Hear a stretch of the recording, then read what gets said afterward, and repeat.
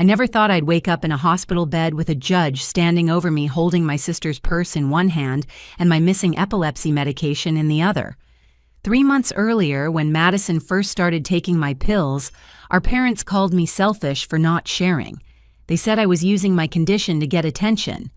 But as I lay there with IV lines in my arms, watching the judge's face turn from concern to fury, I knew everything was about to change.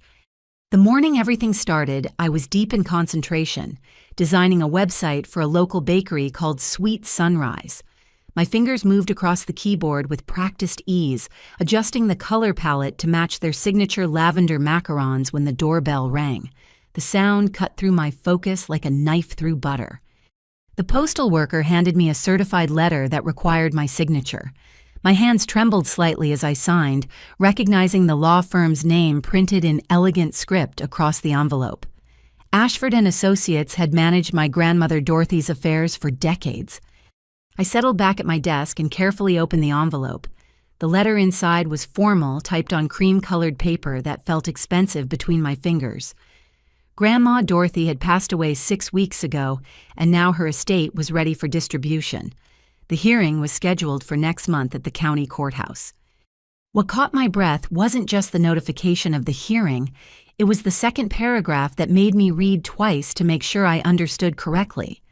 Grandma had left behind far more than anyone in our family had expected, nearly $2 million in investments, her Victorian house in Savannah with its wraparound porch and century-old magnolia trees, and most intriguingly specific instructions that the estate be divided based on who had shown true character. I leaned back in my chair, memories of Grandma flooding my mind. She'd always been mysterious about her finances, living modestly despite hints of hidden wealth. Her idea of showing true character could mean anything, knowing her unconventional wisdom. My epilepsy medication alarm chimed from my phone, bringing me back to the present. I walked to the kitchen and opened my weekly pill organizer, each compartment carefully labeled with days and times. The white tablets inside represented 5 years of successfully managed epilepsy. Working from home as a freelance graphic designer had given me the flexibility to accommodate my condition without the stress of commuting or rigid office hours. I'd just swallowed my noon dose when my phone buzzed. Madison's name flashed on the screen. My younger sister rarely called unless she needed something. "Did you get the letter?" Her voice was breathless, excited in a way that immediately put me on edge. "Just opened it," I replied, returning to my computer. "I'm coming over. We need to talk strategy." Before I could protest, she'd hung up. Madison's definition of strategy usually involved her getting the maximum benefit from any situation. Her third business venture, a boutique fitness studio, had collapsed just 2 months ago, leaving her in significant debt. I suspected the timing of Grandma's estate hearing seemed like divine intervention to her. Within an hour, my doorbell rang again. Madison stood on my doorstep, her designer sunglasses pushed up into her perfectly highlighted hair. Despite her recent business failure, she still dressed like success was just around the corner. $2 million, Jody," she said, breezing past me into my apartment. "Can you believe Grandma was sitting on that kind of money?" She headed straight for my kitchen, helping herself to the organic juice I'd bought earlier. Her eyes swept across my counter, taking inventory like she always did. They landed on my pill organizer, still sitting next to the sink. "What are all these?" She picked up the container, examining it with unusual interest. "My anti-seizure medication. You know I have epilepsy, Madison." She opened Thursday's compartment, rolling one of the white pills between her fingers. "These look expensive. What do they do exactly?" Something in her tone made me uncomfortable. I reached for the organizer, but she moved it away, still studying the pills. "They prevent seizures. Without them, I could have a grand mal seizure that could be fatal." I kept my voice steady, but her intense interest was concerning. "Do they have any other effects? Like, do they make you feel calm or focused?" "That's not what they're for. They're specifically formulated for epilepsy." I finally managed to take the organizer from her hands and return it to its spot. Madison's eyes followed the container. "Must be nice having good insurance. These pharmaceutical companies make a fortune off people's problems." We spent the next hour discussing Grandma's estate, but Madison seemed distracted. She kept glancing at my kitchen counter, and twice I caught her staring at my pill organizer. When she finally left, claiming she had a yoga class to teach, I felt an unexplainable unease. That evening, as I prepared for bed, I reached for my pill organizer to take my night dose. Thursday and Friday's evening compartments were empty. My blood ran cold. I specifically remembered filling the entire week on Sunday, my routine for the past 5 years. I searched the counter, the floor, even the garbage disposal, thinking maybe I'd knocked them out somehow. Nothing. Those pills didn't just disappear. As I stood in my kitchen, the realization hit me like ice water. Madison's unusual interest, her questions about the effects, the way she'd handled my medication. My own sister had stolen my anti-seizure medication. The betrayal stung, but the fear hit harder. Missing doses could trigger breakthrough seizures. I'd have to call Dr. Brennan in the morning for an emergency refill and hope my insurance wouldn't flag it. As I lay in bed that night, I couldn't stop thinking about Madison's calculating expression as she'd studied my pills. This was only the beginning. The next morning arrived with an insistent pounding on my door. I'd barely slept, worry about my missing medication mixing with disbelief over Madison's theft. Through the peephole, I saw not just Madison, but our parents standing on my doorstep. My stomach dropped. A family ambush before 9 in the morning never meant anything good.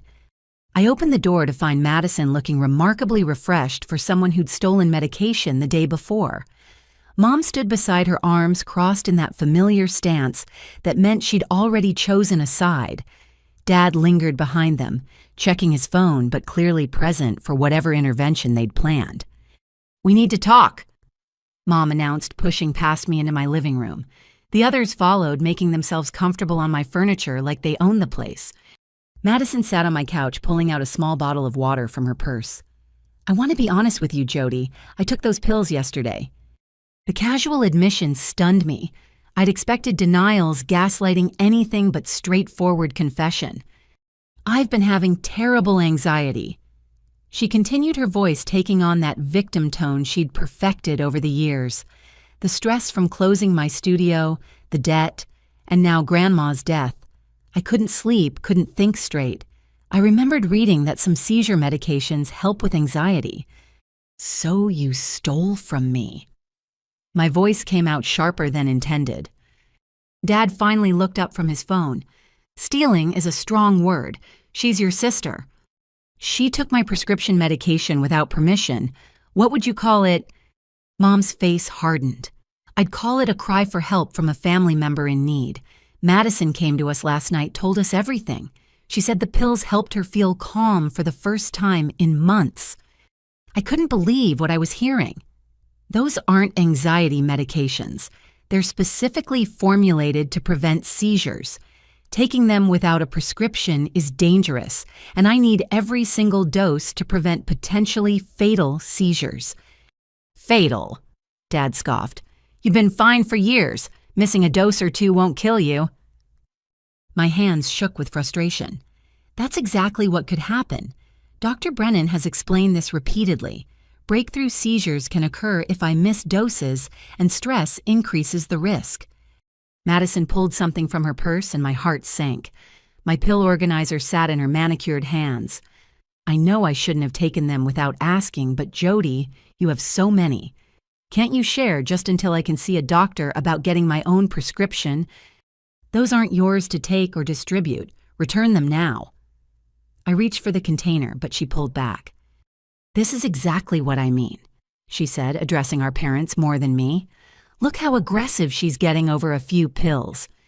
Mom nodded sympathetically. "Jody, we raised you to share. Family supports each other. Your sister is suffering and you have the means to help."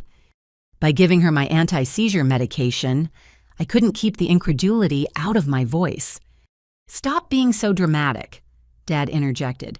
"You make it sound like Madison's asking for a kidney. They're just pills."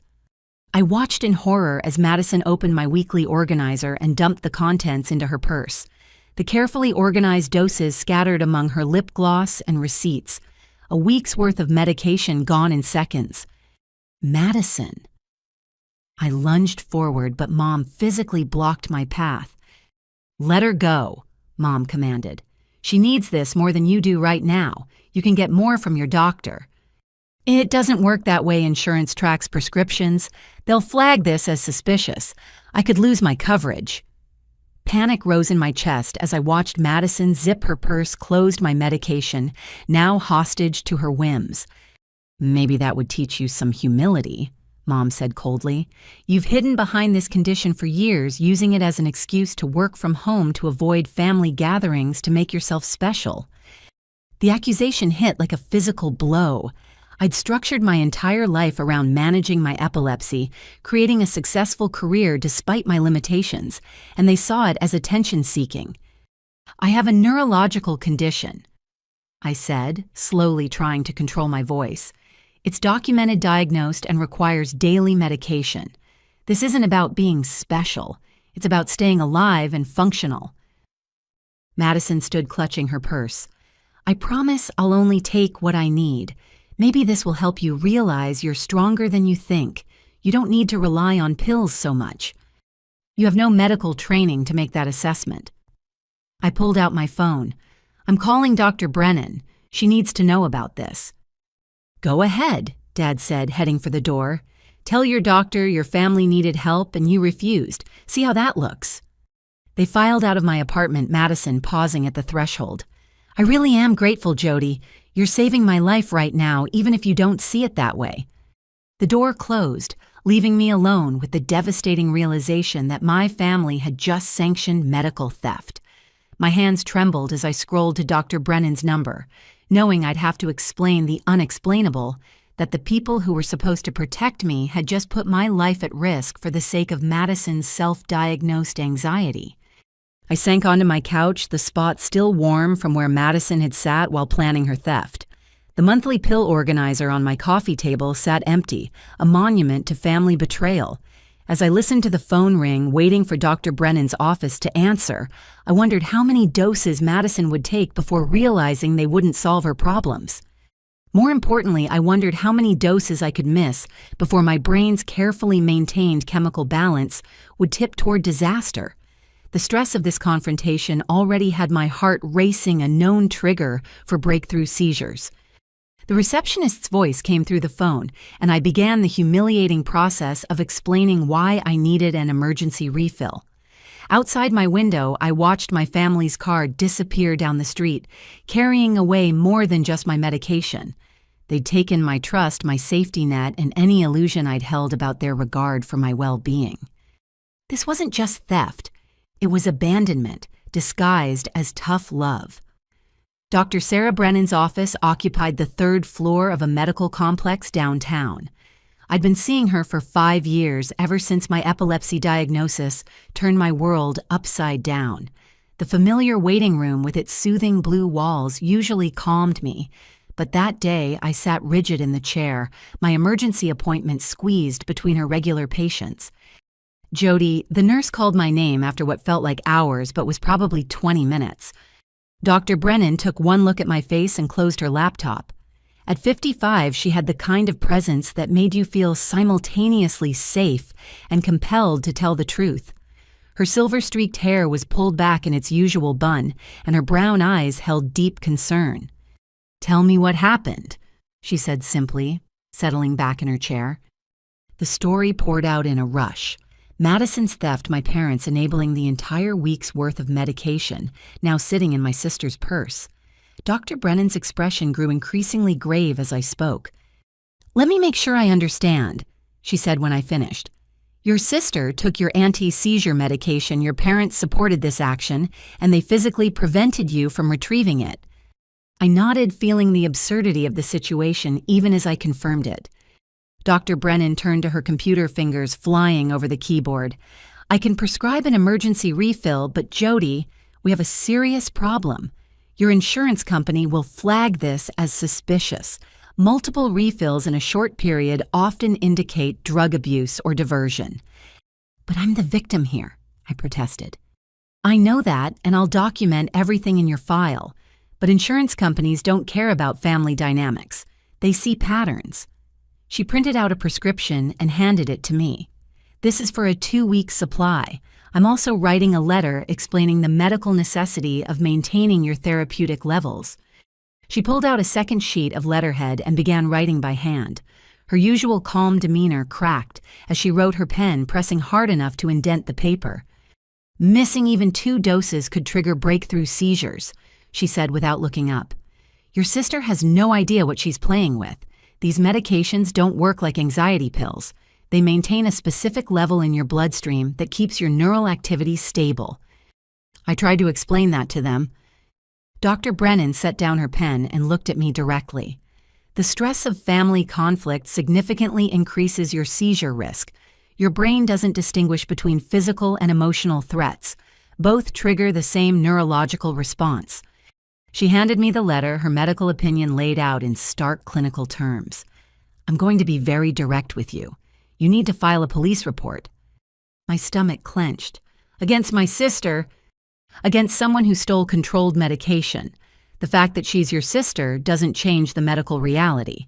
If she's taking these pills herself, she could have adverse reactions. If she's selling them, which is more likely given their street value, she's committing a felony. Street value. I'd never thought of my medication in those terms. Anti-seizure medications are increasingly popular as study aids and mood stabilizers on the black market. A month's supply can sell for hundreds of dollars. Dr. Brennan's expression was grim. "Your sister asked about the calming effects, right?" That wasn't casual curiosity. The implications made me feel sick. Madison hadn't just stolen from me. She might be planning to profit from my medical condition. "What do I do now?" I asked, clutching the prescription and letter. "First, get this filled immediately. Take the letter with you in case the pharmacist questions it. Second, secure your medication. Get a safe lockbox something." She paused, choosing her words carefully. "Third, consider your living situation. If your family has access to your home and doesn't respect your medical needs, you're not safe." "They're my family," I said weakly. "Family doesn't steal life-sustaining medication." Her voice was gentle but firm. "I've been treating you for 5 years, Jody. Your epilepsy is well controlled because you're diligent about your medication. Don't let anyone convince you otherwise." She turned back to her computer. "I'm noting in your file that your medication was stolen by a family member and that you're at increased risk for breakthrough seizures due to medication disruption and emotional stress. This creates a legal record if you need it later. If I need it for what? If you have a seizure because of missed doses, if your insurance drops you, if your sister gets arrested for selling your pills." She printed out pages from my medical record. "Take these. They show your consistent prescription history and my clinical notes about today's visit." As I stood to leave, Dr. Brennan added one more thing. "Jody, I've seen too many patients suffer because they didn't want to make waves with family. Your condition is real, your medication is essential, and anyone who tells you otherwise is putting your life at risk." The pharmacy was my next stop. Brian, the pharmacist who'd filled my prescriptions for years, frowned when he saw the emergency refill. "I just filled your monthly prescription last week," he said, pulling up my records. I handed him Dr. Brennan's letter. As he read, his expression shifted from suspicion to concern. "Medication theft is more common than people think," he said quietly. "Usually it's strangers, but family members." He shook his head. "Give me 15 minutes. While waiting, I found a medical supply store on my phone that sold medication safes. The thought of needing to lock up my pills in my own home felt surreal, but Dr. Brennan was right. My trust had been weaponized against me. Brian called me back to the counter with my medication and a printout. "I've documented this fill as an emergency replacement due to theft. Keep this with your records. Also," he lowered his voice, "if anyone comes in claiming to be picking up medication for you, will require photo ID and written authorization." "You think she'd try that?" "I've seen family members do worse. Be careful, Jody." I left the pharmacy with my replacement medication clutched tightly in my bag, already planning where to install the safe Dr. Brennan recommended. The medical evidence was clear my family had put me in danger. The only question now was whether I had the courage to protect myself from the people who were supposed to love me most. 2 weeks had passed since Madison's theft, and I'd managed to maintain my medication schedule thanks to Dr. Brennan's emergency prescription. The small safe bolted inside my bedroom closet held my main supply, while a locked container in my purse carried 3 days' worth. It felt like preparing for war in my own life. Mom's invitation to Sunday dinner came via text, casual as if nothing had happened. "Family dinner at 6. Don't be late." No apology, no acknowledgement of the chaos they'd caused. Part of me wanted to refuse, but Grandma's estate hearing loomed just 2 weeks away. I needed to know what Madison was planning. I arrived at my childhood home to find several cars in the driveway. Through the window, I could see Madison holding court in the living room, gesturing animatedly to our aunts and uncles. My stomach tightened. A larger audience meant a bigger performance. The familiar smell of Mom's pot roast hit me as I entered, but the comfort food couldn't mask the tension. Madison spotted me, immediately waving me over with enthusiasm that felt rehearsed. "Jody, come see what I bought." She gestured to a designer handbag that probably cost more than my monthly rent. "Isn't it gorgeous?" Our Aunt Patricia admired the bag while I tried to process this display.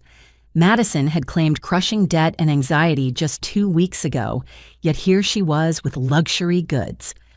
"Business must be improving," I said carefully. Madison laughed, a bright sound that didn't reach her eyes. "Oh, I've found some new income streams. Sometimes crisis creates opportunity, you know." Uncle Robert, ever the businessman, perked up. "What kind of opportunities?" "Let's just say I've discovered some products that really help people focus. Students especially love them during finals season." Madison's smile was sharp as she glanced at me. "It's all about meeting market demand." My blood turned to ice. She wasn't even trying to hide it. "Madison," I said quietly, "we need to talk." "After dinner," she said breezily, turning back to our relatives. "I was just telling everyone about my new venture. Supplements and study aids are such a growing market." I watched her work the room, charming our family with talk of entrepreneurship and recovery from failure. No one seemed to notice the predatory gleam in her eyes or question where she'd gotten the capital for new ventures after her studio's bankruptcy. During dinner, I picked at my food while Madison regaled the table with stories of satisfied customers and quick profits. Each anecdote felt like another twist of the knife. She was building a business on my stolen medication, and our family was applauding her resourcefulness. "Some of these study aids are amazing," she said, cutting into her roast. "They help with focus, reduce anxiety, and some people say they even help with creative thinking." "Sounds too good to be true," Aunt Patricia commented. "Oh, they're pharmaceutical grade," Madison assured her. "Not some sketchy internet pills. These come from legitimate prescriptions." I set down my fork. "Whose prescriptions?" The table went quiet. Madison's smile never wavered. "People who have excess they don't need. It's like a sharing economy." "That's illegal," I stated flatly. Dad's fork clattered against his plate. "Jody, don't start." "Selling prescription medication is a felony, so is obtaining it through theft." Mom's face flushed. "No one stole anything. Family sharing isn't theft." "Then why is Madison selling my seizure medication to college students?" The words hung in the air like a grenade with the pin pulled. Several relatives looked between Madison and me, confusion evident on their faces. Madison's mask finally slipped. "You don't know what you're talking about." "You just described my anti-seizure medication perfectly. The effects you're advertising.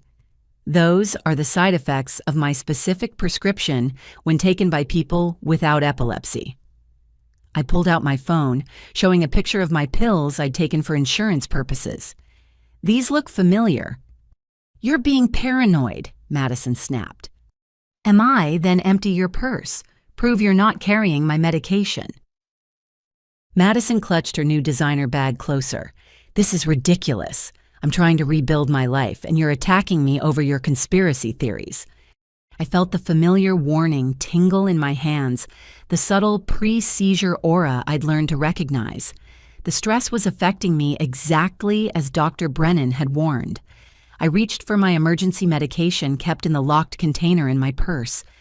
Madison's eyes tracked my movement. Oh, here we go. She's going to fake a seizure for sympathy. My hands shook as I struggled with the lock combination. The aura was intensifying, my peripheral vision starting to shimmer. Can't even open a simple container, Madison taunted. How disabled are you, really?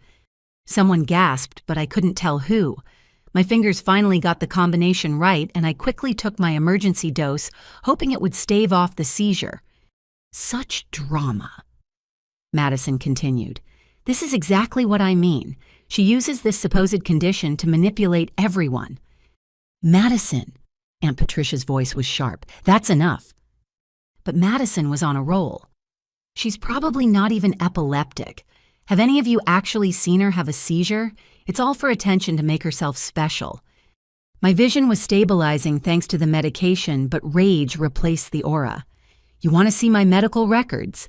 The EEG results, the neurological scans. Papers can be faked, Madison said dismissively. Doctors will diagnose anything if you pay them enough. I stood my legs unsteady, but my resolve firm. You're selling my medication to students. You admitted it in front of everyone. I have witnesses. Prove it, Madison challenged. That's when she made her crucial mistake. In her agitation, she'd set her purse on the table, and the contents had shifted. Through the open top, several pill bottles were visible. Even from across the table, I could see prescription labels. Uncle Robert saw them too. Madison, those prescriptions. None of them have your name. The room exploded. Madison tried to close her purse, but Aunt Patricia was already reaching for it. Pills scattered across the tablecloth bottles, rolling onto the floor. My medication mixed with others, all bearing different names. I can explain. Madison started, but even our parents looked shaken. I bent to pick up one bottle, my name clearly visible on the label. This is dated last week, my emergency refill. You must have planted that, Madison's voice was shrill. In the purse you've been carrying all evening. Uncle Robert's tone was incredulous. Mom found her voice. Madison, what is all this? It's nothing. Jody's setting me up because she's jealous about the inheritance. But the evidence was overwhelming. Bottles with names our family didn't recognize, pills of different types and colors, far more than any one person would legitimately possess. I looked at my parents. She's been stealing from other epilepsy patients too. This is a drug ring. Dad's face had gone gray. Madison, tell me this isn't true. Madison's response was to grab her purse, shoving pills back inside. I don't have to explain myself to any of you, especially not to her. She pointed at me with venom. This is all her fault. If she'd just shared in the first place, none of this would have happened. She stormed out, leaving chaos in her wake. Mom started to follow, but Dad caught her arm. Let her go, he said quietly. We need to think. I sank back into my chair, the adrenaline crash making me dizzy. Around me, my family tried to process what they'd witnessed. The golden child had just revealed herself as a common drug dealer, and my attention-seeking condition was the source of her inventory. Aunt Patricia touched my shoulder gently. Jody, I'm so sorry. We should have listened. But apologies couldn't undo the weeks of stress, the missed doses, or the knowledge that my sister saw my life-threatening condition as a business opportunity. As sirens wailed in the distance, someone having apparently called the police, I realized this family dinner had destroyed more than just our Sunday tradition. It had shattered the illusion that blood meant anything when money was involved. 3 days after the disastrous family dinner, I sat in my home office staring at a letter that made my hands shake. The insurance company had launched a formal investigation into what they termed unusual prescription patterns. The clinical language couldn't mask the accusation they suspected fraud. The phone rang and I reluctantly answered. The insurance representative's voice was professionally cold. Ms. Matthews, this is Sandra Williams from Integrated Health Insurance. I'm calling regarding your recent prescription claims. I received your letter. I managed my throat dry. Good. Can you explain why you've had multiple refills for the same medication within a 30-day period? I'd rehearsed this explanation, but it still felt surreal. My medication was stolen by a family member. My neurologist, Dr. Brennan, provided documentation and authorized emergency refills. Stolen. Sandra repeated, skepticism dripping from the word. By a family member. My sister, there's a police report. I see. The clicking of keyboard keys filled the pause. Ms. Matthews, are you aware that sharing prescription medication, even with family, constitutes fraud? I didn't share anything. It was stolen. There's a significant difference.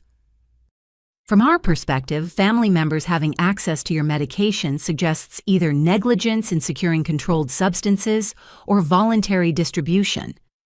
Her tone sharpened.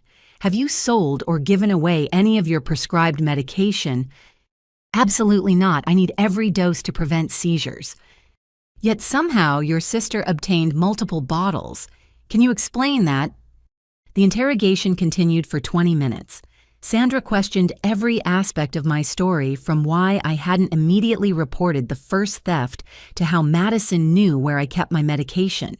Each question felt designed to trap me into admitting complicity. We'll need additional documentation, Sandra finally said. Medical records, police reports, sworn statements. You have 30 days to provide everything, or we'll terminate your coverage. Terminate. The word hit like a physical blow.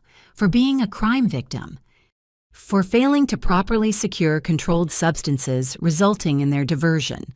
She paused. I should also inform you that any future prescriptions will require prior authorization and may be limited to 7-day supplies. After she hung up, I stared at my phone in disbelief. Without insurance, my medication would cost over $3,000 monthly. My freelance income was good, but not that good. I immediately called Jennifer Walsh, an attorney I'd found who specialized in healthcare advocacy. She'd agreed to a consultation after hearing the basics of my situation. Jennifer's office was downtown, sandwiched between a coffee shop and a tax preparation service.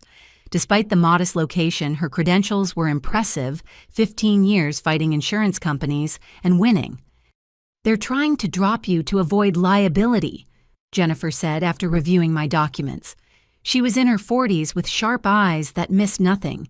If you have a seizure due to medication theft they failed to prevent after being notified they could face a lawsuit, it's easier to claim you're the problem. But I have documentation proving the theft, which is why we're going to bury them in paperwork. She pulled out a legal pad and began writing. First, cease and desist letters to your sister and parents. We need to establish a legal record that they've been formally warned against interfering with your medical treatment. Letters to my parents. The family divide was becoming a legal chasm. They physically prevented you from retrieving stolen medication. That's assault in the context of medical endangerment. Jennifer's pen moved rapidly across the page. Second, we demand the insurance company preserve all records related to your case. Third, we file a complaint with the State Insurance Commission. Will any of this work? Insurance companies count on people being too sick or scared to fight back. We're going to make it more expensive for them to drop you than to continue coverage. She looked up from her notes. But Jody, this is going to get ugly. Your family won't appreciate legal action. That evening, I attended a support group meeting for epilepsy patients. I'd resisted joining for years, but Dr. Brennan had insisted I needed community support. The meeting was in a church basement, a circle of chairs and cautious faces. I'm Jody, I said when my turn came. I've had epilepsy for 5 years and my sister has been stealing my medication to sell. The group's reaction was immediate and visceral. Several people nodded knowingly and a woman named Carol spoke up. My son did the same thing, started with just a few pills, then entire bottles. I had to get a restraining order. Stories poured out. Family members who saw seizure medication as recreational drugs, insurance companies that punished victims, the impossible choice between family loyalty and medical safety. I wasn't alone in this nightmare. After the meeting, a man named David approached me. He was a paralegal who'd lost his job after missing doses led to a public seizure. Document everything, he advised. Every text, every conversation, every missing pill. The insurance company will try to paint you as an unreliable narrator. Hard evidence is your only defense. The cease and desist letters were delivered 2 days later. The first call came from Mom within an hour. "How dare you threaten us with legal action?" Her voice was shrill. "We're your parents."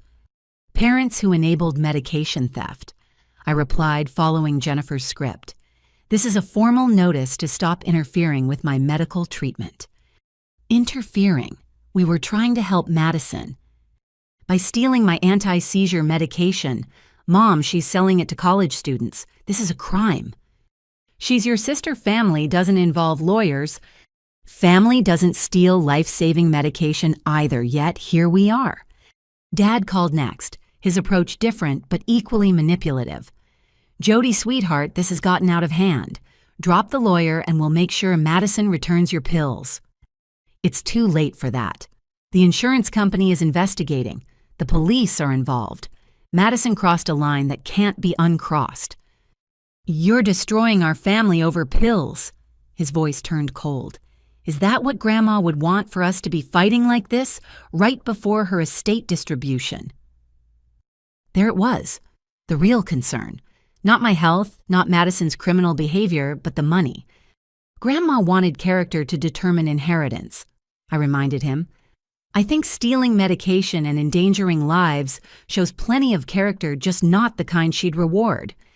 "You always were too sensitive," he said before hanging up. Jennifer called that evening with an update. "Your insurance company just received our response. 50 pages of documentation, including sworn affidavits from other victims of prescription theft in your family's area." Other victims? Remember when you mentioned Madison had other pills with different names? We tracked down 3 of them. All epilepsy patients, all reporting thefts in the past 2 months. Your sister has been running a sophisticated operation.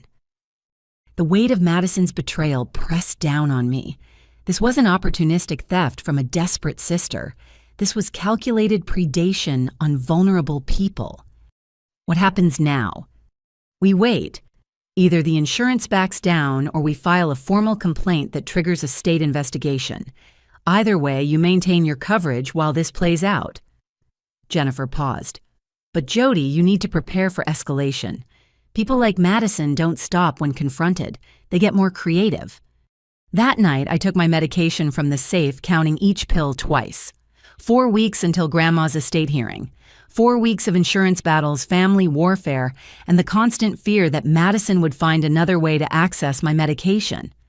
I thought about the support group, about Carol's restraining order against her son, about David losing his job after a seizure.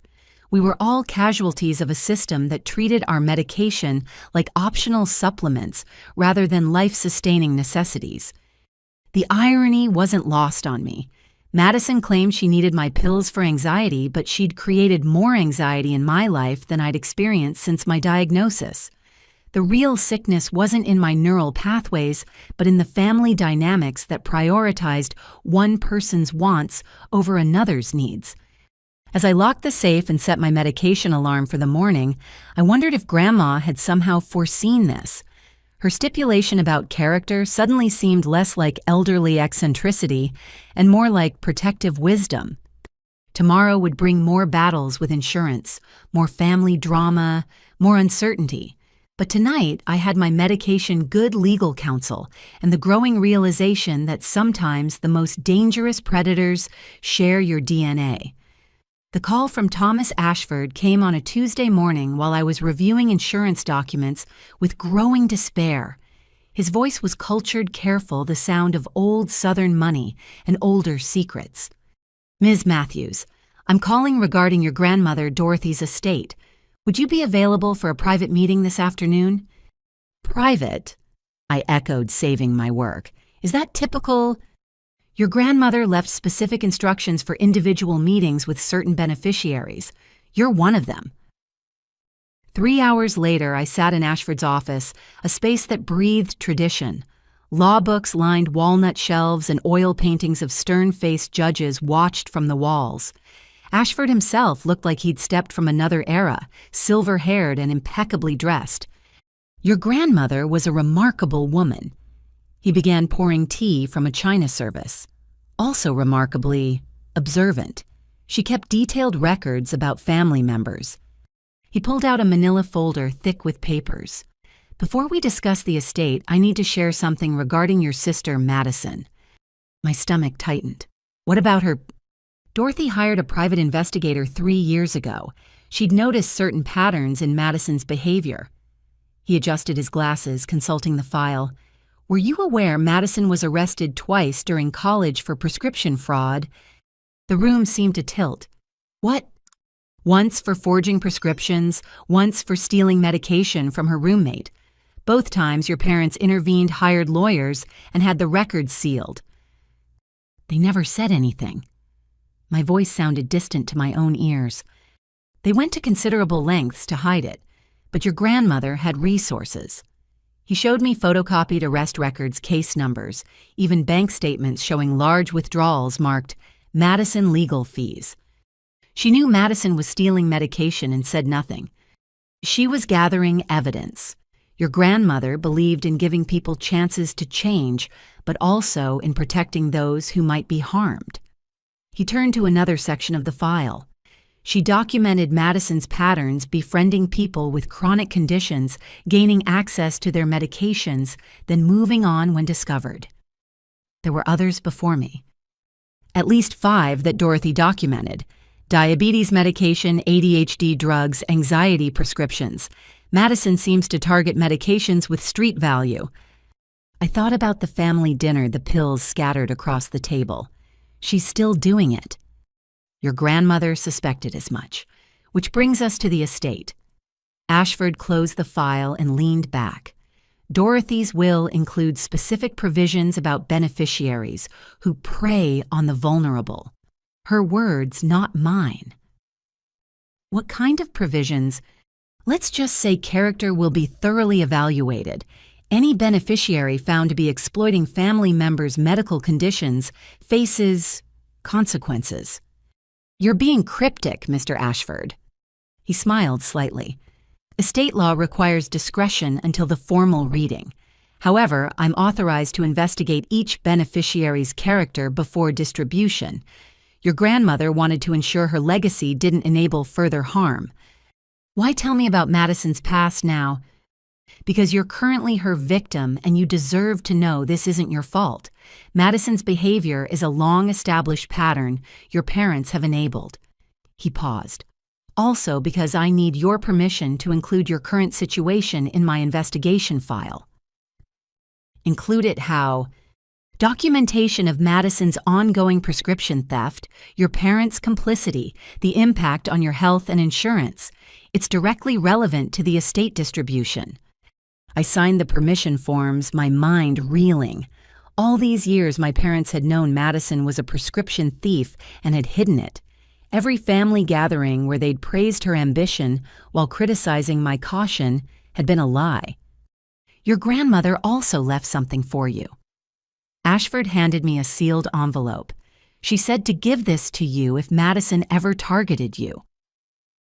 I opened it in the car, my hands trembling. Grandma's familiar handwriting filled the page. My dear Jody, if you're reading this, Madison has shown her true nature, and you're likely feeling betrayed and confused. Please know that none of this is your fault. I've watched Madison manipulate our family for years, always taking from those who can least afford to lose. Your parents enable her because facing the truth would mean acknowledging their failure. They choose willful blindness over difficult honesty. I've structured my estate to protect those who protect themselves and others. Stand firm in your truth. Document everything. Don't let family guilt override your safety. Your epilepsy doesn't make you weak, it makes you vigilant. Use that vigilance now. Madison will escalate when cornered, they always do. Be ready. Trust Thomas Ashford. He has my complete confidence and full authority to investigate any claims against the estate. He also has evidence I've collected over the years that may surprise you. Remember, family isn't about blood. It's about who shows up when you need them, who respects your boundaries, who sees your struggles and offers support, not exploitation. Stay strong, my dear one. Justice may move slowly, but it does move. All my love, Grandma Dorothy. I sat in the parking lot crying, not from sadness, but from validation. Grandma had seen it all, documented it all, and planned for it all. She'd known I might need proof that I wasn't crazy, wasn't overreacting, wasn't the problem. My phone buzzed. Madison, of course. Just heard you met with Ashford. What did he tell you? I didn't respond. Jody, we need to coordinate our stories for the hearing, as a family. Still nothing from me. Fine, be that way. But remember, I know things about you too, like how you conveniently developed epilepsy right when you needed to work from home. I screenshot the message, adding it to my growing evidence file. Madison was getting desperate, throwing wild accusations to see what might stick. Another text. Mom says you've hired a lawyer, really, over a few pills. Then, you're going to lose your insurance anyway. Might as well share the meds while you have them. Each message was more incriminating than the last. Madison couldn't help herself.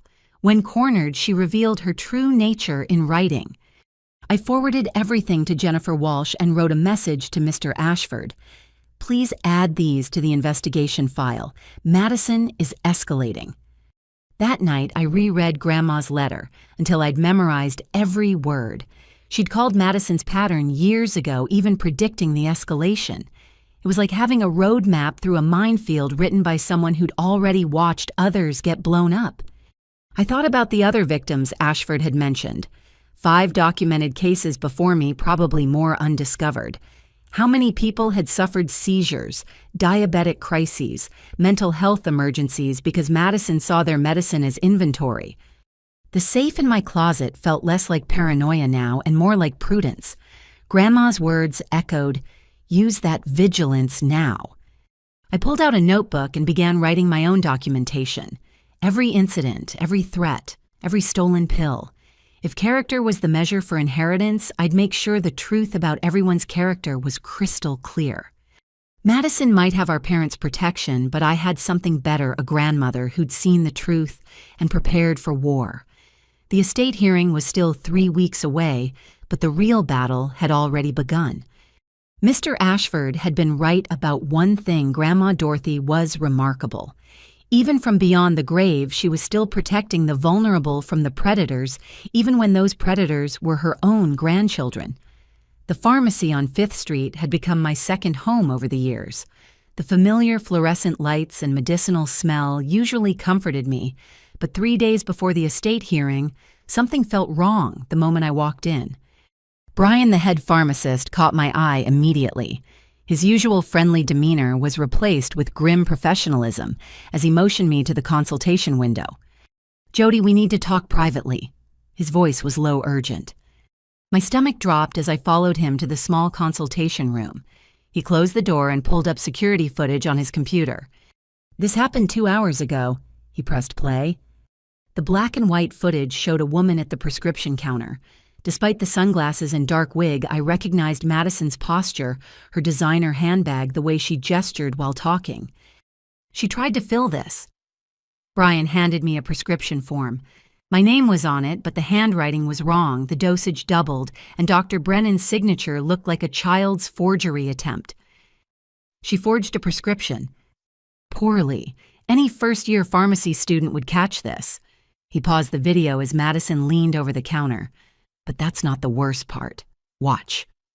In the footage, the pharmacy technician shook her head, clearly refusing the prescription. Madison's body language shifted from pleading to aggressive. She pulled out something from her purse, my stolen pill bottle from weeks ago, and waved it at the staff. She claimed to be picking up for you, said she had proof she'd done it before. Brian's jaw was tight. When we still refused, she threatened to report us for discrimination against family caregivers. What happened? I called the police. She ran before they arrived, but we have everything on camera. He handed me a police report number. Detective Ross will want to speak with you. I sank into the chair, overwhelmed. Madison had crossed from theft to forgery, from family betrayal to federal crime. There's more, Brian said gently. We ran a system check after this incident. Someone using variations of your information has attempted to fill prescriptions at 4 other pharmacies in the past week, All rejected, but she's getting desperate. Variations of my information. Same birthday, slightly different addresses, middle initial instead of full name. Classic signs of prescription fraud. He pulled up a map on his computer showing the pharmacy locations. She's hitting places in a circle around the city, probably hoping to find one that's less vigilant. This could destroy my ability to get medication anywhere, which is why I've already contacted your insurance company with a fraud alert. It protects you, but also means extra verification for every fill going forward. His expression was sympathetic. I'm sorry, Jody. I know this isn't your fault. I left with copies of everything: the forged prescription, the security footage stills, the police report. My phone rang as I reached my car. Detective Amanda Ross wanted to meet immediately. The police station's interview room was sterile, institutional. Detective Ross was younger than I'd expected, maybe mid-30s, with keen eyes that missed nothing. Ms. Matthews, what your sister is doing has expanded beyond simple theft. She spread out files on the table. We've connected her to a prescription fraud ring targeting people with chronic conditions. A ring. She's not working alone anymore. We've identified at least 3 others, all people she met through online support groups she infiltrated. Detective Ross showed me screenshots from Facebook groups for epilepsy, diabetes, and chronic pain. Madison's fake profiles were sophisticated, complete with borrowed medical stories and sympathy-seeking posts. She befriended vulnerable people online, learned their medication schedules, then arranged meetings or home visits to steal pills. The detective's voice was clinical, but I could see anger in her eyes. 2 victims have been hospitalized after missing critical doses. Maria and James, I said, remembering the names from Mr. Ashford's investigation. You know about them. I explained about Grandma's investigation, the documented pattern going back years. Detective Ross took notes rapidly. This establishes a clear pattern of behavior. With the attempted forgery today, we have enough for an arrest warrant. She looked up from her notepad. But I need to warn you, people like Madison often escalate dramatically when facing arrest. Do you have somewhere safe to stay? My apartment has good security. That may not be enough. She knows where you live, your routines, your vulnerabilities. The detective pulled out a card. This is our victim services coordinator. Please consider a temporary relocation until we have her in custody. I drove home in a daze, the full weight of the situation crushing down. Madison wasn't just a selfish sister anymore. She was a calculated predator running a criminal enterprise. My phone had been silent during the police interview. Now it exploded with messages. 17 missed calls from Mom, 12 from Dad, and text after text from unknown numbers. You've ruined everything. Mom, the police came to our house. Dad, this is what happens when you don't share. Unknown. Drop the charges or else. Unknown. You think you're safe in that apartment. Unknown. The last one made my blood freeze. I immediately called Detective Ross, who advised me to pack essentials and leave immediately. I threw together a bag, medication, legal documents, laptop, changes of clothes. As I was grabbing my safe from the closet, I heard something that made me stop breathing. A key in my front door lock. Only 3 people had keys: me, the building manager, and Madison, who I'd given 1 year ago for emergencies, and never thought to get back. The door opened slowly. I could hear whispers Madison wasn't alone. Check the bedroom first, her voice commanded. She keeps the safe in the closet.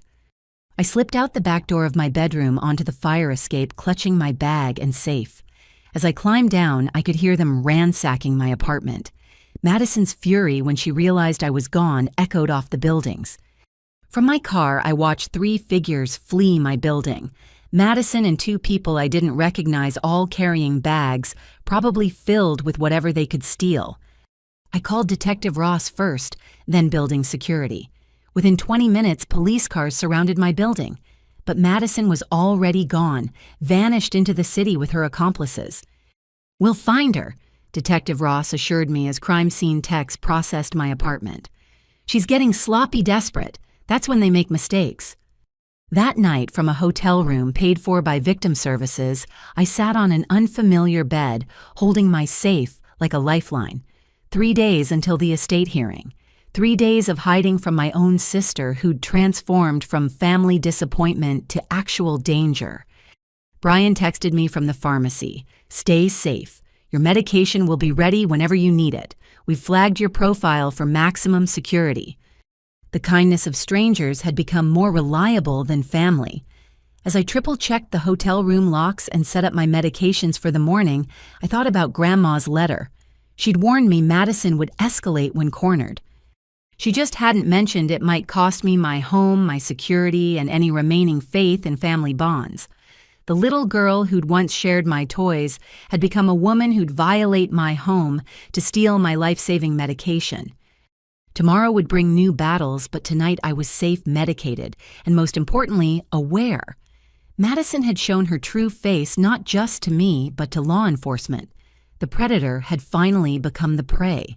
The call from Dad came at 7 in the evening one night before the estate hearing.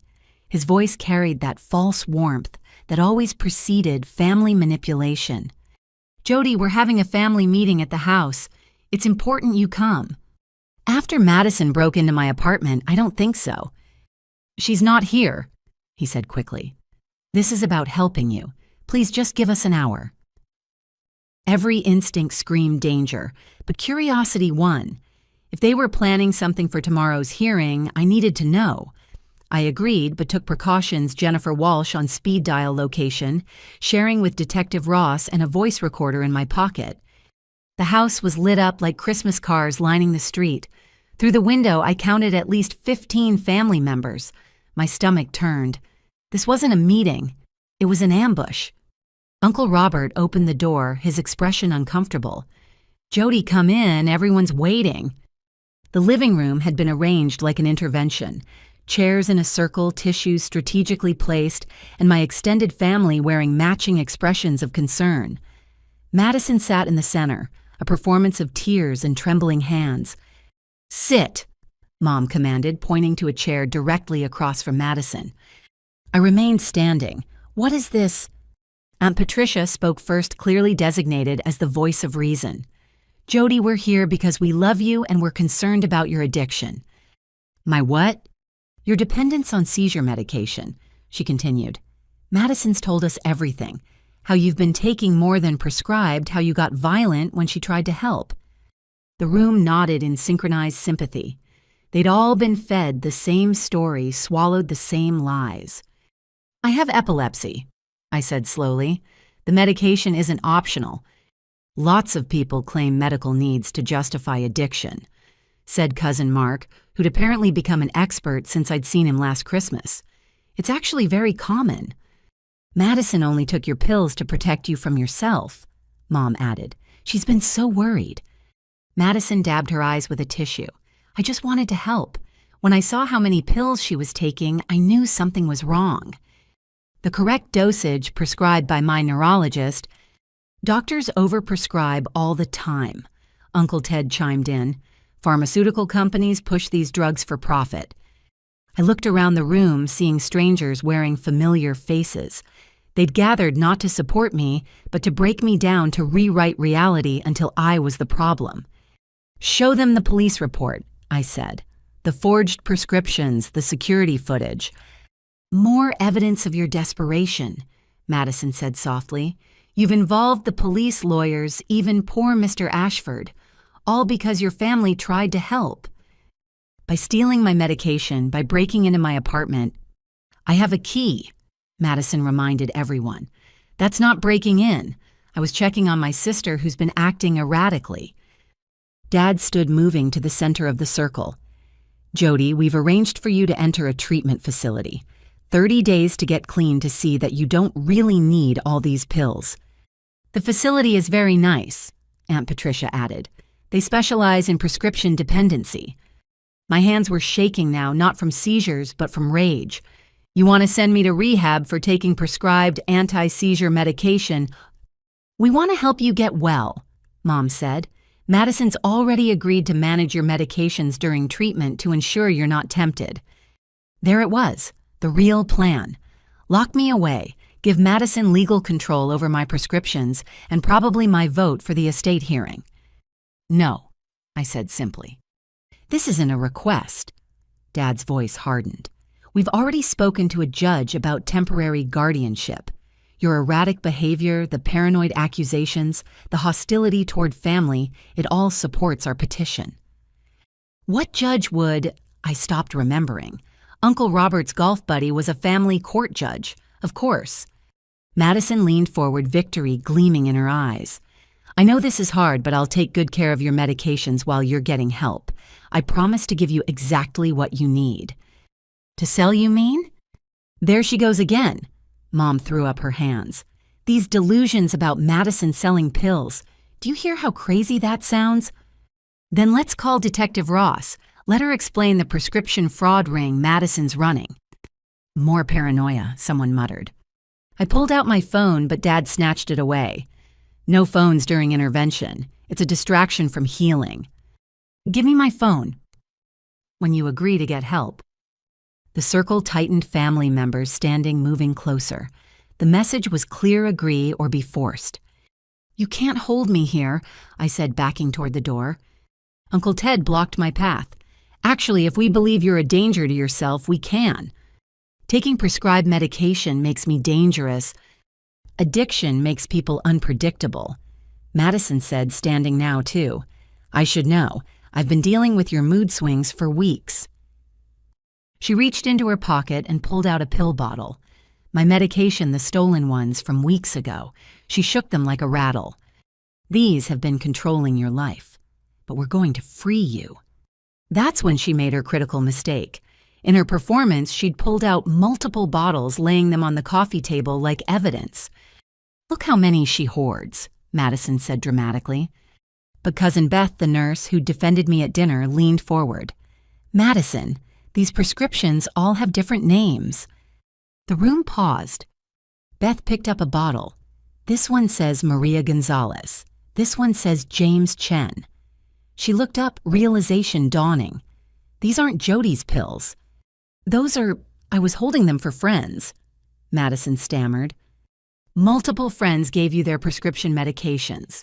Beth's nursing instincts had kicked in. That's illegal and dangerous. You don't understand, Madison started, but Beth was already examining the bottles. These are all seizure medications, diabetes drugs, controlled substances. Madison, where did you get these? The carefully orchestrated intervention began to crack. Family members looked at the pile of bottles, then at Madison, then at me. She's been stealing from other patients, I said quietly. There's a police investigation, multiple victims. Lies, Madison shouted, but her mask was slipping. Call Detective Ross, I challenged. Ask her about the prescription fraud ring, about the forged prescriptions, about the other victims in the hospital. Madison lunged for the bottles, trying to sweep them back into her bag, but Beth held firm. Other family members were pulling out phones, Googling, finding the news stories about prescription theft rings, targeting chronic patients. Is this true? Aunt Patricia asked, her intervention voice wavering. Madison's answer was to bolt for the door, or try to. Uncle Robert, the one who'd let me in now, blocked her exit. I think we all need to calm down, he said, but he wasn't looking at me anymore. Mom found her voice. Madison, explain this now. Instead of explaining, Madison turned on me with pure venom. This is all your fault. If you'd just shared, none of this would have happened.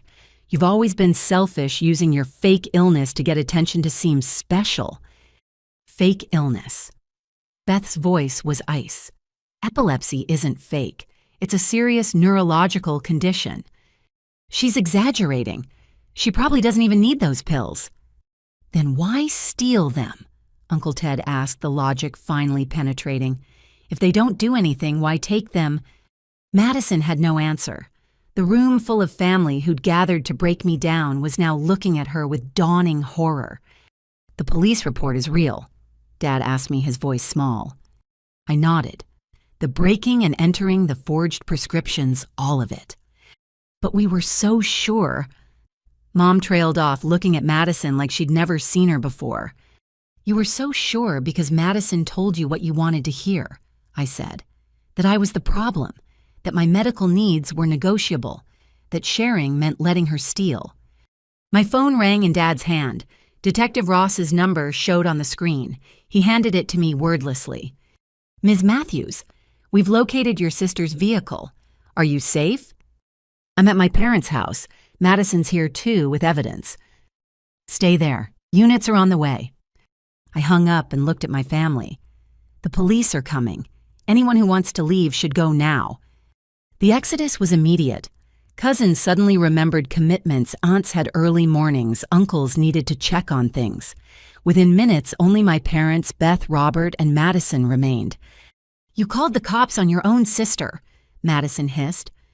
"You stole my medication and sold it to students. You broke into my home. You forged prescriptions." I kept my voice steady despite my shaking hands. "You called the cops on yourself." Sirens wailed in the distance, growing closer. Madison made one last attempt to grab the pill bottles from Beth, who simply stepped back and shook her head. "I was trying to help people," Madison said desperately. "Students who needed focus, people who couldn't afford prescriptions. I was doing good." "You were profiting off stolen medication while the real patients suffered," Beth replied. "That's not help. That's exploitation." The sirens were outside now. Through the window, I could see Detective Ross stepping out of an unmarked car, uniformed officers behind her. Madison looked at our parents one last time. "Aren't you going to do something?" But Mom and Dad stood frozen, the weight of their enabling finally crushing down on them. They'd orchestrated an intervention for the wrong daughter, chosen the predator over the prey, and now the consequences were at their door. As Detective Ross entered, I felt no satisfaction, only exhaustion. The family that had gathered to force me into treatment would instead witness Madison's arrest. The intervention had revealed the truth, just not the truth they'd expected. Tomorrow's estate hearing would happen without Madison. Grandma's test of character had been answered before we even reached the courthouse. The vulnerable had been identified, the predators exposed, and justice was finally knocking at the door. Beth caught up with me in the driveway as police processed the scene inside. Her face showed the shell-shocked expression of someone whose worldview had just shattered. "Jody, I'm so sorry. When they called about the intervention, I thought—" She shook her head. "I should have known better." "You figured it out when it mattered," I said, grateful for even delayed support. "Can I buy you coffee away from—" She gestured at the chaos behind us. "All this." 20 minutes later, we sat in a quiet diner, the kind that served breakfast all day and didn't ask questions about customers who looked like they'd been through hell. "I need to tell you something," Beth said, wrapping her hands around her mug. "At the hospital where I work, we've been seeing more patients coming in with seizures, diabetic emergencies, psychiatric crises, all saying their medication was stolen by someone they trusted." "Madison's victims?" "I think so. I started keeping informal notes after tonight made me suspicious." She pulled out her phone, showing me a secure notes app. Maria Gonzalez, the teacher. She had a grand mal seizure in front of her third-grade class. The kids were traumatized. She lost her job because the school board deemed her unsafe around children. My coffee turned to acid in my stomach because her medication was stolen. She told the ER staff someone from her support group had visited, said she was collecting expired medications for disposal. Maria trusted her. Next thing, her entire supply was gone. What happened to her? Last I heard, she'd moved back in with her parents. Couldn't afford the medication without insurance, couldn't work without medication. Madison destroyed her life for what, a few $100s in street value.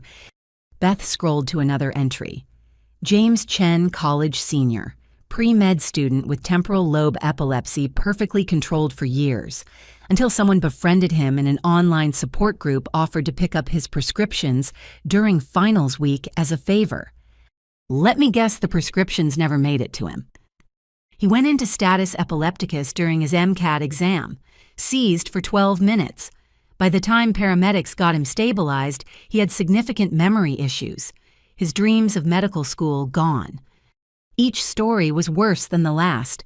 A single mother who lost custody when she had a seizure at a supervised visitation.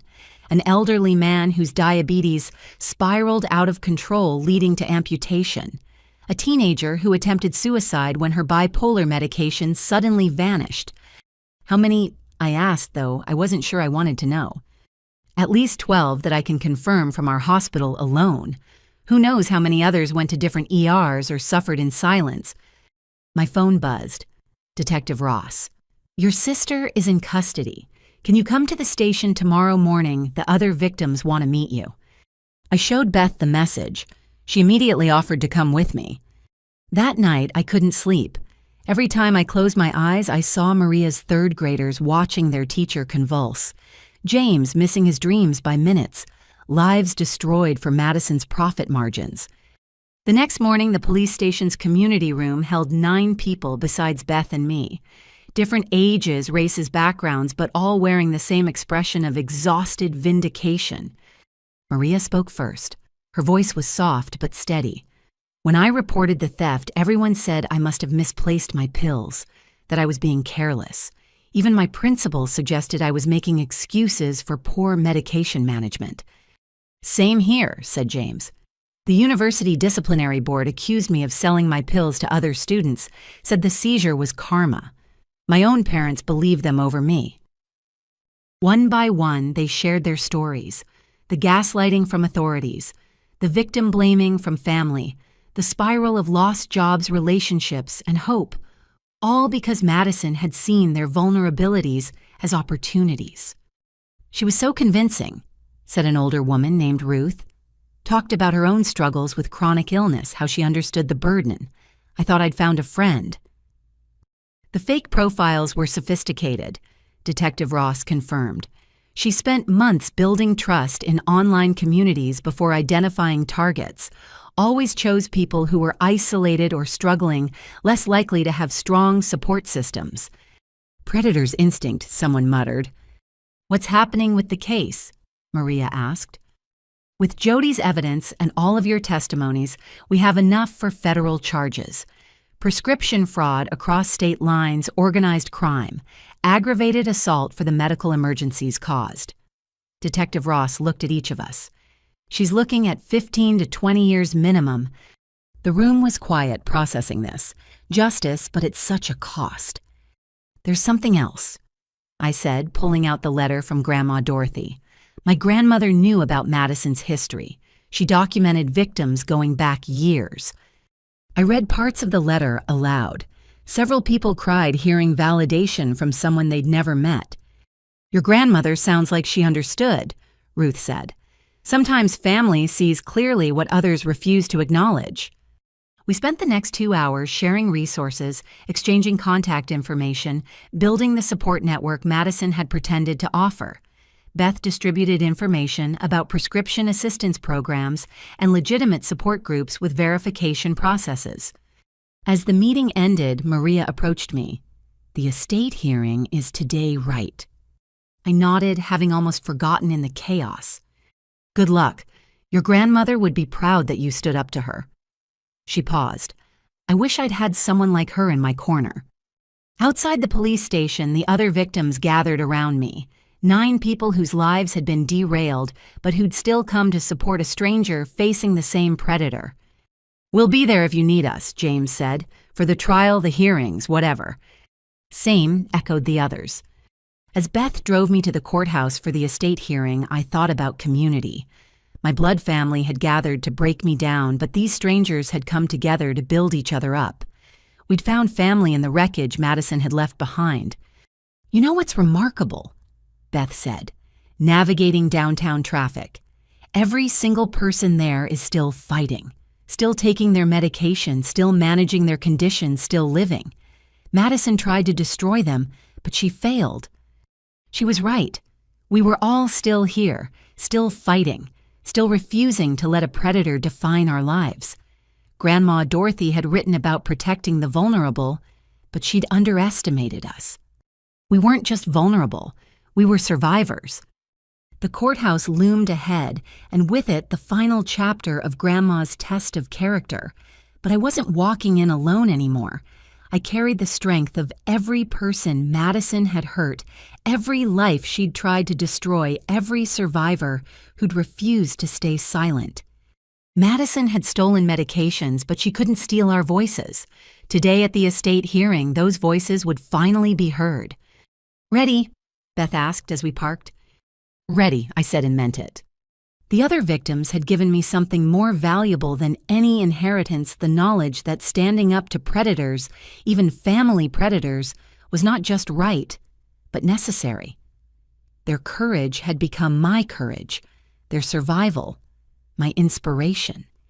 Time to face whatever waited inside that courtroom, carrying the strength of a community forged in shared pain, but united in determination. Madison had brought us together in the worst way possible, but we'd transformed that connection into something she could never steal: hope. I woke at 5:30, my hands already trembling with the familiar pre-seizure warning. The stress of the past weeks had been building like pressure in a valve, and my body was sending clear signals that it couldn't take much more. My medication routine had become a ritual of survival. I counted each pill twice, photographed the bottles, and documented the time in my journal. The lawyers had advised this level of detail, but it also gave me something to control when everything else felt chaotic. Jennifer Walsh called while I was getting dressed. "Jody, I'll meet you at the courthouse at 8:30. Detective Ross will be there too with the criminal evidence." "Will Madison be there?" The thought made my stomach clench. "She's currently in custody, but her lawyer might petition for her to attend. We'll know when we arrive." Jennifer paused. "How are you feeling? Any medical concerns?" I glanced at my trembling hands. "Some warning signs, but I've taken my medication. I'll manage." "Bring your emergency doses. Judge Reeves is aware of your condition and has authorized medical accommodations if needed." After we hung up, I packed carefully medication water, protein bars, and all my documentation in a leather portfolio Grandma had given me years ago. It seemed fitting to carry her final gift in something she'd chosen. Beth arrived at 7:45, professional in her scrubs, since she'd have to leave for a hospital shift after the hearing. "I've got your back," she said simply, and I believed her. The drive downtown was quiet, each of us lost in thought. As we neared the courthouse, I saw the media vans. Of course, a prescription fraud ring targeting disabled patients was newsworthy, especially when it involved a prominent family's estate battle. "Ignore them," Beth advised as reporters noticed our arrival. "You don't owe anyone your story." Inside the courthouse buzzed with unusual energy. Security was heightened with officers checking bags more thoroughly than normal. We found Jennifer in the lobby, impeccably dressed and radiating confidence. "Good news and bad news," she said, leading us toward a private conference room. Madison's lawyer successfully petitioned for her to attend via video link from jail, but the judge has strict parameters about her participation. In the conference room, Detective Ross waited with boxes of evidence. "The criminal case is solid," she assured me. "Multiple victims have agreed to testify. We've documented over $200,000 in illegal prescription sales." 200,000. The number staggered me. Conservative estimate. Madison was moving serious volume targeting multiple cities. This wasn't opportunistic theft, it was a business model. Mr. Ashford entered looking every inch the Southern gentleman despite the early hour. "Ms. Matthews, I've reviewed all the evidence Detective Ross provided. Your grandmother would be unsurprised but deeply saddened." She knew this day would come. She hoped it wouldn't, but prepared for if it did. He pulled out a sealed envelope. She left additional instructions to be opened only if criminal charges were filed against any beneficiary. Today qualifies. My parents arrived while we were reviewing documents. They looked haggard, aged years in weeks. Mom's designer outfit couldn't hide the shadows under her eyes, and Dad moved like he was carrying invisible weight. They hesitated when they saw me, uncertainty replacing their usual confidence. The role reversal was stark. They'd always been the ones in control, the ones who knew better. Now they looked lost. "Jody," Mom started, then stopped. What was there to say? Other relatives filed in the family, divided into visible camps. Those who'd been at the intervention avoided eye contact with me. Others who'd heard about Madison's arrest offered tentative smiles of support. At 9:15, court staff called us into the main courtroom. It was smaller than I'd expected, wood-paneled and formal, but not intimidating. Judge Patricia Reeves presided, a woman in her 60s with sharp eyes and an air of absolute authority. This estate matter has taken on additional complexity. She began once everyone was seated. We have criminal charges pending against a beneficiary documentation of systematic theft and medical endangerment of another beneficiary. We'll proceed carefully but thoroughly. A screen on the wall flickered to life, showing Madison in orange jail clothes. Even through the video link, her defiance was palpable. She'd styled her hair and applied makeup, somehow determined to maintain her image. Ms. Madison Matthews, you have the right to be present for these proceedings, but any disruption will result in your feed being cut. Is that understood? Yes, Your Honor, Madison replied, her voice tinny through the speakers. Judge Reeves turned to Mr. Ashford. Let's begin with Dorothy Matthews' original will and the conditions she set forth. As Mr. Ashford stood to read Grandma's words, my hands trembled more noticeably. The stress was building, and I could feel the aura creeping in despite my medication. I quietly took one of my emergency doses, hoping to stave off what my body was threatening. Beth noticed my movements and shifted closer, a silent support. Jennifer made a note, prepared to request medical accommodation if needed. Dorothy Matthews' will, executed 14 months ago, states, "My estate shall be distributed based on demonstration of true character, with special consideration for those who protect the vulnerable and harsh consequence for those who prey upon them."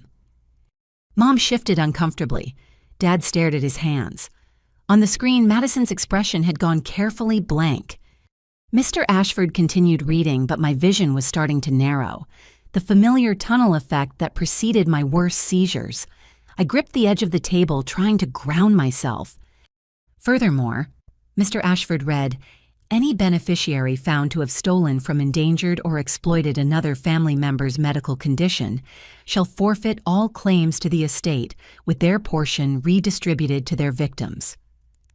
Objection. Madison's voice cut through the speakers. That's not legally binding. You can't retroactively punish someone for... Ms. Matthews, Judge Reeves interrupted coldly, you're on thin ice. One more outburst and you'll be removed from these proceedings. But the damage was done. The stress of hearing Madison's voice, of being in the same virtual space as my tormentor, pushed my overtaxed system past its limit. The aura intensified, and I knew with sinking certainty that my medication wasn't going to be enough. Your Honor, Jennifer said urgently, my client needs medical attention. That's when I noticed Madison on the screen laughing. Even facing federal charges, even in jail clothes, she couldn't resist one last moment of cruelty. There she goes, Madison said loudly enough for everyone to hear. Right on cue. Watch, she'll have her little performance right when things get interesting. The rage that flooded through me was matched only by the electrical storm building in my brain. My vision fractured the courtroom, tilting at impossible angles. I tried to speak, but the words wouldn't come. Beth was already moving, calling for the medical kit she knew courtrooms kept. Jennifer was demanding the court officer call for paramedics. But I could only focus on Madison's face on that screen, still smirking, still so certain I was faking. The last coherent thought I had before the seizure hit was bitter irony. Madison had claimed I used my condition for attention, that I was being dramatic. Now she'd have a front row seat to see exactly how real my epilepsy was. My body betrayed me in the most public way possible in front of the judge who would decide our family's future, in front of relatives who doubted my illness, in front of the sister who'd stolen my medication for profit. As consciousness fled and my muscles began their violent dance, I heard Judge Reeves' voice cutting through the chaos. Get that woman off my screen, now! Then darkness claimed me, and Madison's laughter was replaced by the sounds of people trying to save my life. The world exploded into fragments of sensation. I was dimly aware of falling, my body no longer under my control. The carpeted courtroom floor rushed up to meet me, but hands caught me before impact, lowering me down gently. "Everyone back." Beth's commanding nurse voice cut through the chaos. "Give her space. Someone time this." Through the electrical storm in my brain, I could hear everything, but respond to nothing. My muscles contracted violently, rhythmically, each spasm sending lightning through my nerves.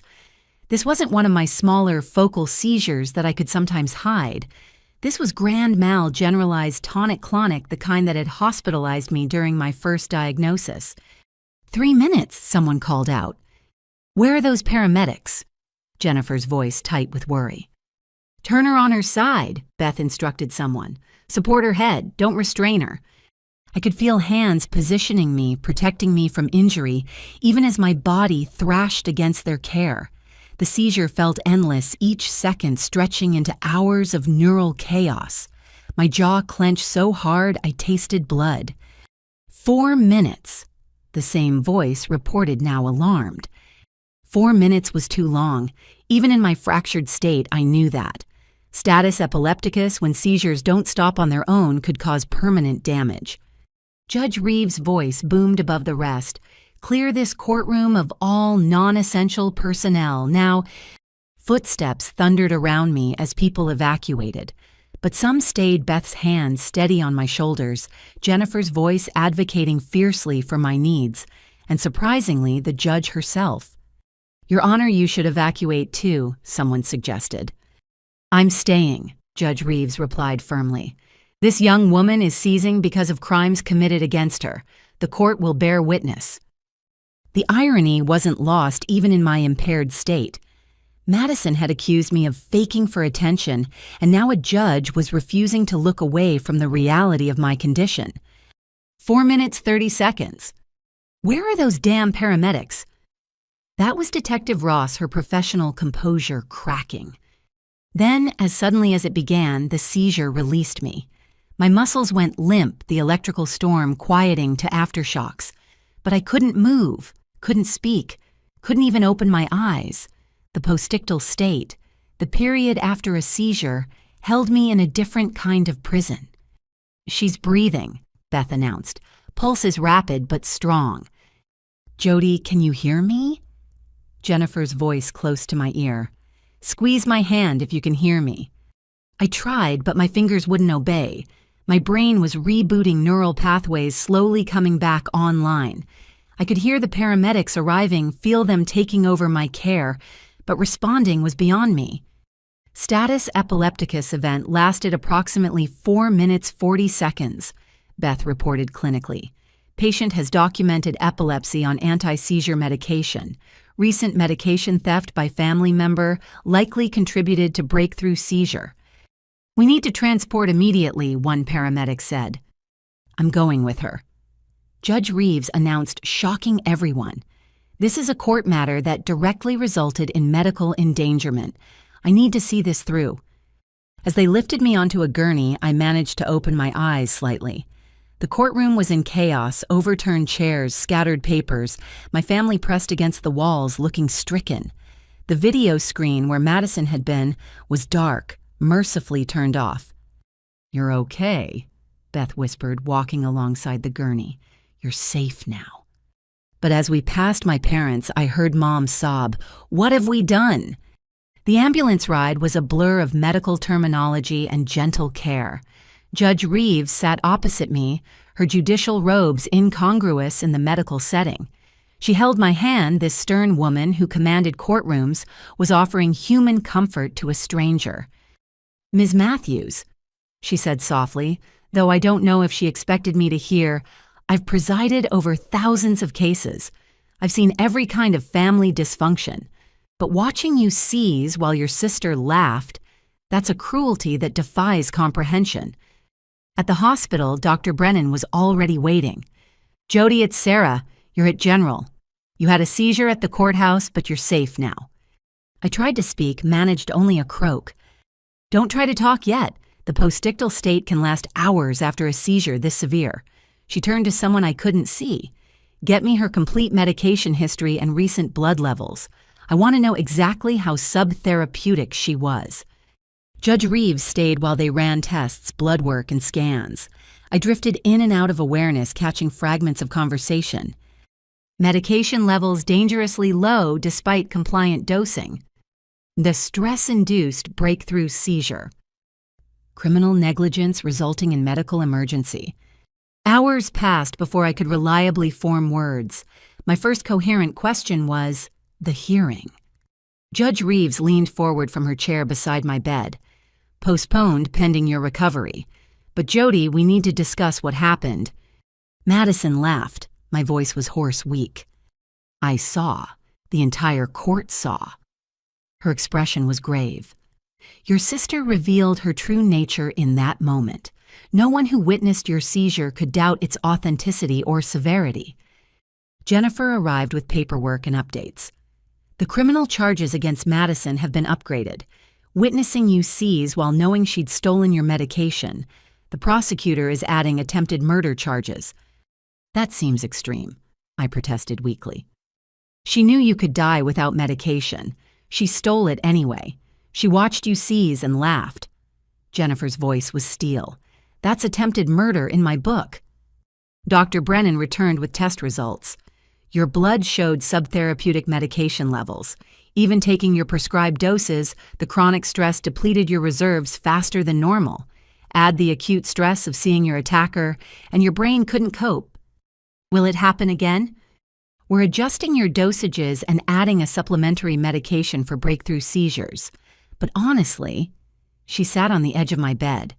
The best medicine would be removing the stressors from your life. Judge Reeves stood. On that note, I'm making an emergency ruling. Given the medical endangerment witnessed today, Madison Matthews is barred from any contact with you, direct or indirect. This includes through family members acting as intermediaries. You can do that? I can, and I am. I'm also ordering an expedited hearing for the estate matter. You shouldn't have to wait in limbo while recovering from crimes committed against you. She gathered her things. Ms. Matthews, I've been a judge for 20 years. I've never accompanied a victim to the hospital before, but what happened in my courtroom today, that was a grave injustice that occurred under my watch. After she left, Jennifer and I sat in silence for a moment. Madison really didn't believe you were sick, Jennifer finally said. Even with all the evidence, all the documentation, she thought you were faking. She knows now, I replied, exhausted. But did she? Or was Madison so deep in her own delusions that she'd find a way to twist even this? Would she claim I'd induced the seizure? Somehow timed it for maximum impact. Beth arrived for her evening shift but stopped by my room first. The entire family is in the waiting room. They want to see you. Let them wait, Jennifer said firmly. Jody needs rest, not more family drama. But I thought about Grandma's letter about showing character. Send in Beth first, I decided. Then, we'll see. As I lay in that hospital bed, a few lines replacing the medications Madison had stolen, I realized something had shifted. The seizure had been horrible, traumatic, everything I'd fought to avoid. But it had also been witnessed truth. No one who saw me convulse on that courtroom floor could deny my reality anymore. Madison had wanted attention, she'd gotten it. The entire court had seen her cruelty laid bare, watched her laugh at my suffering. Judge Reeves had seen the direct line from theft to seizure, from Madison's greed to my convulsions. Sometimes truth comes in the worst possible ways. Today it had come in 4 minutes and 40 seconds of violent neural misfiring in front of witnesses who could no longer look away. The war for Grandma's estate would continue, but the battle for truth was over. My epilepsy was real. Madison's cruelty was documented, and justice finally had eyes to see. I regained full consciousness to find Judge Patricia Reeves sitting in the visitor's chair, still in her judicial robes. Her presence was so unexpected that for a moment I thought I was hallucinating a side effect of the seizure. "You're awake," she said, setting aside a folder she'd been reading. "Good, we need to talk." "Your Honor." My voice came out scratchy and confused. "Why are you here?" She poured water from the bedside pitcher, helping me take small sips. Because what happened in my courtroom was a travesty of justice that I intend to correct. I've been reviewing your files while you recovered. Is that allowed? A slight smile crossed her stern features. When someone has a life-threatening seizure in my courtroom due to criminal actions, I make it my business to understand why. I've spoken with Dr. Brennan, Detective Ross, and Mr. Ashford. And your grandmother was a very wise woman. She pulled out a document. I recognized the sealed letter Mr. Ashford had mentioned. She anticipated this exact scenario. I nodded, curiosity overcoming exhaustion. Judge Reeves broke the seal and began reading aloud. To the presiding judge over my estate. If you are reading this, then my worst fears have been realized. A family member has committed acts of medical endangerment against another family member, likely Madison against Jody. I write this with full mental capacity and deep sorrow. I have enclosed evidence collected over 3 years of Madison's pattern of prescription theft targeting vulnerable individuals.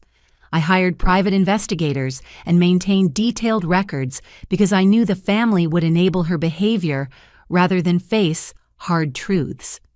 My estate distribution was designed as a trap for give an old woman her theatrical tendencies.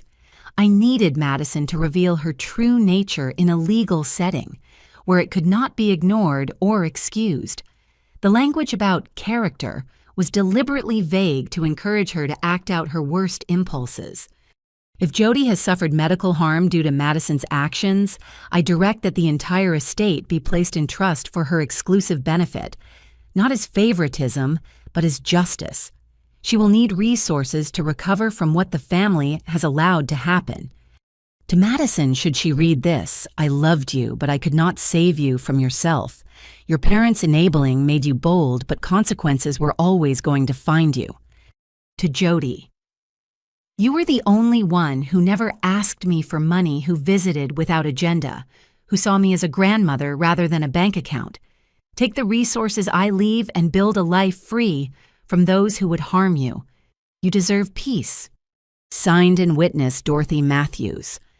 The silence after Judge Reeves finished reading was profound. My grandmother had orchestrated all of this, the vague will, the character test, even anticipating that Madison would escalate to the point of causing me physical harm. There's more, Judge Reeves said, pulling out photographs and documents. Your grandmother's private investigator documented 12 victims over 3 years. She built a federal case and left it dormant, waiting. Why didn't she act on it while alive? Would you have believed her? Would the family? Judge Reeves shook her head. She knew Madison would have to expose herself completely before anyone would accept the truth. She just hoped it wouldn't cost you so much. Dr. Brennan knocked and entered. Jody, your blood tests show you'll need to stay overnight. The seizure depleted your medication reserves significantly. I'll stay until she's released, Judge Reeves announced, shocking both of us. Your Honor, that's not necessary. Ms. Matthews, you had a seizure in my courtroom because I allowed a criminal to participate in proceedings. I failed in my duty to protect you. The least I can do is ensure you're safe now. Dr. Brennan and Judge Reeves exchanged a look of understanding before the doctor left. Once alone, the judge's professional mask slipped slightly. I had a daughter with epilepsy, she said quietly. Lost her 15 years ago to SUDEP's sudden, unexpected death in epilepsy patients. She was 22. I'm so sorry. She died because her roommate had been stealing her medication to sell. By the time we realized what was happening, her seizures were out of control. She straightened in her chair. So you see, this case is personal for me. Madison's cruelty, your family's enabling, I've seen where it leads. We sat in comfortable silence until Jennifer arrived with updates. Madison's lawyer is trying to claim diminished capacity due to addiction issues. Says she's a victim too. Judge Reeves' expression hardened. She laughed while Ms. Matthews seized. That's not addiction, that's sadism. The prosecutor agrees. They're moving forward with the attempted murder charge plus 23 counts of prescription fraud. Jennifer consulted her notes. Also, the other victims want to testify at the estate hearing. I'll allow it, Judge Reeves said immediately. Madison's crimes are directly relevant to the character assessment Dorothy Matthews required. A knock interrupted us. Beth peered in. Jody, your parents are insisting on seeing you. They're agitated. Let them in. I decided, feeling protected with the judge and Jennifer present. Mom and Dad entered looking like strangers wearing familiar faces. The confident parents who'd orchestrated an intervention just days ago were gone, replaced by hollow-eyed people facing the consequences of their choices. Jody, Mom started, then noticed Judge Reeves. Your Honor, we didn't expect. Sit, Judge Reeves commanded. They sat. Do you understand that your daughter nearly died today? She's always been dramatic about her condition. Dad said automatically, then blanched as he realized what he'd said. Dramatic. Judge Reeves' voice could have frozen fire. I watched her convulse for 4 minutes and 40 seconds. Is that dramatics, Mr. Matthews? We didn't mean... You enabled a prescription drug dealer who targeted your disabled daughter.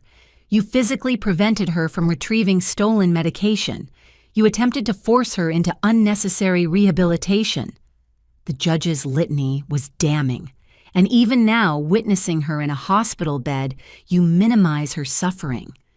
Mom was crying, but it felt performative. We just wanted to help Madison.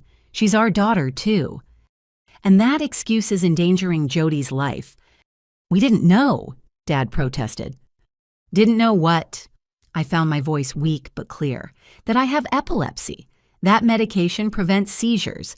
That Madison has a history of prescription theft you've been covering up since college. They couldn't meet my eyes. Judge Reeves pulled out her phone. I'm calling security. Mr. and Mrs. Matthews, you're barred from this room. Any attempt to contact your daughter during her recovery will be considered witness intimidation. You can't, Dad started. I can, and I will. You participated in the systematic medical abuse of your daughter. You're lucky you're not under arrest yourselves. She stood every inch the authority figure. Leave now. They left Mom sobbing more genuinely now Dad's shoulders slumped in defeat. But even then, neither apologized to me. Neither acknowledged what they'd done. They'll never understand, I said once they were gone. In their minds, they're still the victims. Enablers usually see themselves that way, Judge Reeves agreed, but their understanding isn't required for justice. The rest of the evening passed quietly. Judge Reeves worked on her laptop while I dozed, the post-seizure exhaustion overwhelming. When I woke, she was reading Grandma's investigative files, her expression growing more severe with each page. Your grandmother documented everything, she said when she noticed I was awake. Madison's college arrests your parents' payoffs the escalating pattern of theft. She even predicted Madison would eventually target you. Why didn't she warn me directly? Would you have believed her? Or would family loyalty have made you dismiss it as grandmotherly paranoia? She was right. Even a year ago, I would have defended Madison, made excuses, assumed Grandma was being overly suspicious. It had taken being victimized myself to see the truth. The estate hearing will reconvene in 3 days, Judge Reeves announced. That gives you time to recover and the other victims time to prepare testimony. Madison will participate from jail, no video feed this time. She's lost the privilege of direct participation. Will my family be there? They have the right to attend, but they'll be under strict behavioral orders. One word minimizing your condition or defending Madison and they'll be removed. She closed the laptop. Justice may be blind, but she's not stupid. What your family did to you was unconscionable. As visiting hours ended, Judge Reeves prepared to leave. I'll have security posted overnight. You're safe here. Thank you, I said, meaning more than just the security. For believing me, for staying, for caring. Thank your grandmother, she replied. She made sure someone would. Alone, finally, I thought about Grandma's letter. She'd called me the only one who visited without agenda, who saw her as a grandmother rather than a bank account. But she'd been orchestrating this complex trap the entire time, seeing moves ahead like a chess master. Had she known it would cost me a public seizure? Had she weighed my suffering against Madison's exposure and decided it was worth it? Or had she hoped Madison would reveal herself without harming me? I'd never know. But lying in that hospital bed, medication flowing through IVs to replace what stress and theft had depleted, I understood something Grandma had given me more than potential inheritance. She'd given me validation, protection, and most importantly, proof that someone in my family had seen the truth. Tomorrow would bring more battles, but tonight I had a judge standing guard over justice, a grandmother's validation from beyond the grave, and the knowledge that truth had finally won its day in court. 3 days later, I entered a makeshift courtroom at the hospital's conference center. Judge Reeves had ordered the venue changed to accommodate my medical needs. Dr. Brennan insisted I shouldn't travel yet, and the judge agreed that my health took precedence over courthouse tradition. The room was smaller than the original courtroom, more intimate. The victims of Madison's theft ring sat in the front row, Maria James Ruth and 6 others I'd met at the police station. My family occupied the opposite side, creating a visible divide between predators and prey. Madison appeared on a small screen, her jail video feed limited to audio only at Judge Reeves' directive. She could hear everything but couldn't perform for the camera. The loss of visual control was clearly agitating her. We could hear her shifting, sighing occasionally, muttering. "We're reconvening the matter of Dorothy Matthews' estate," Judge Reeves began. "Since our last session, significant evidence has emerged. Mr. Ashford, please present Dorothy Matthews' sealed letter." Thomas Ashford stood the formal letter in his hands. "Your Honor, Dorothy Matthews included specific instructions that this letter be read only if a beneficiary caused medical harm to another beneficiary through theft or neglect. Given Ms. Jody Matthews' seizure resulting from medication theft, the conditions have been met." "Proceed," Judge Reeves instructed. Mr. Ashford's cultured voice filled the room as he read. "To my family and the court. I write this with a heavy heart but clear conscience. By the time this is read, Madison will have revealed her true nature through actions against Jody, and you will all have seen what I've known for years. Madison Elizabeth Matthews is a predator who targets the vulnerable. I first noticed this pattern when she was 16, stealing anxiety medication from her friend Emma, who subsequently had a panic attack during Sati's. Her parents, my son David and daughter-in-law Linda, paid off Emma's family and had the incident buried. In college, Madison expanded her operation.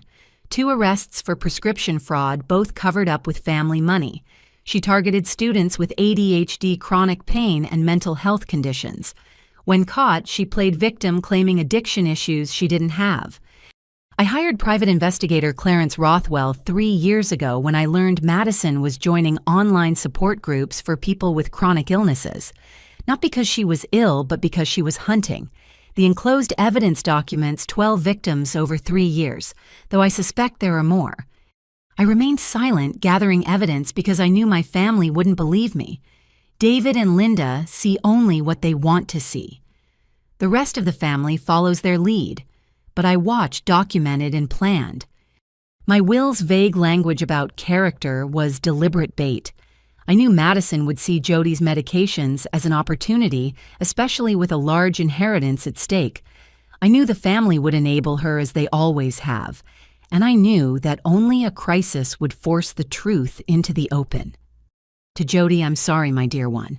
I used you as bait to catch a predator, knowing you were strong enough to survive, but hoping you wouldn't have to suffer. If you're reading this, then you did suffer, and for that, I am deeply, deeply sorry. But know this, everything I have is yours, not because you're my favorite, but because you're the only one who never saw me as a resource to be exploited. You visited me in the nursing home when others forgot. You brought me tea and conversation, not requests for money. You showed character when no one was watching. To Madison, you were given every advantage, every second chance, every excuse.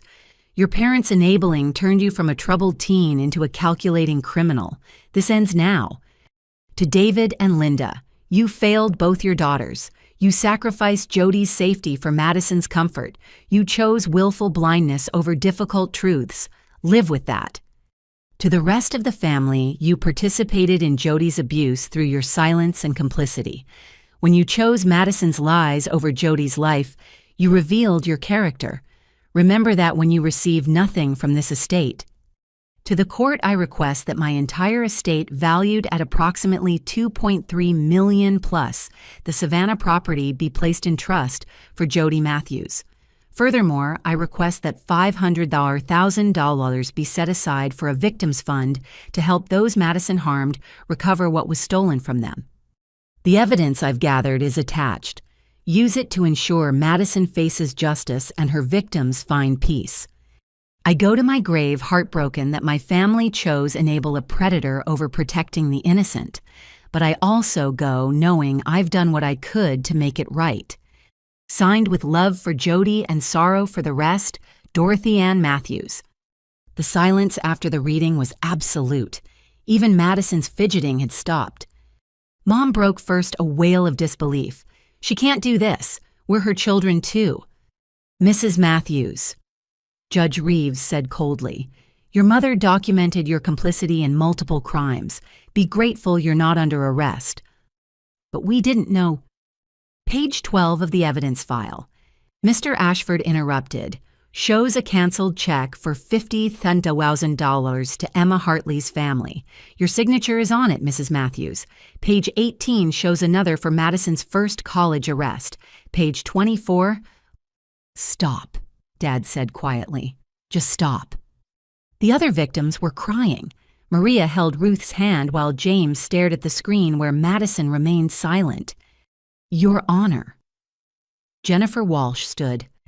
I'd like to point out that Mrs. Dorothy Matthews' investigation corroborates every claim my client made. The theft, the enabling, the gaslighting, all documented years before this crisis. Noted. Judge Reeves agreed. Mr. Ashford, is there more? The private investigators' reports include financial forensics. Madison Matthews has been depositing cash in structured amounts to avoid reporting requirements. The deposits match timing with reported medication thefts. She's made approximately $200,000 over 3 years selling stolen medications. That's not possible. Madison's voice finally came through the speaker, high and desperate. I want to see this so-called evidence. You'll see it at your criminal trial, Detective Ross said from her seat. We've already frozen your accounts and seized your assets under civil forfeiture laws. This is entrapment, Madison shouted. Grandma set me up. She created this situation to frame me. No one forced you to steal medication, Judge Reeves replied. No one made you forge prescriptions or break into your sister's apartment. Your grandmother simply documented your existing criminal behavior. Jody's lying. She's always been jealous. Ms. Matthews. The judge's voice cut like a blade. I personally witnessed your sister have a grand mal seizure that lasted 4 minutes and 40 seconds. I watched her convulse on my courtroom floor while you laughed. Do not insult this court by claiming she was performing.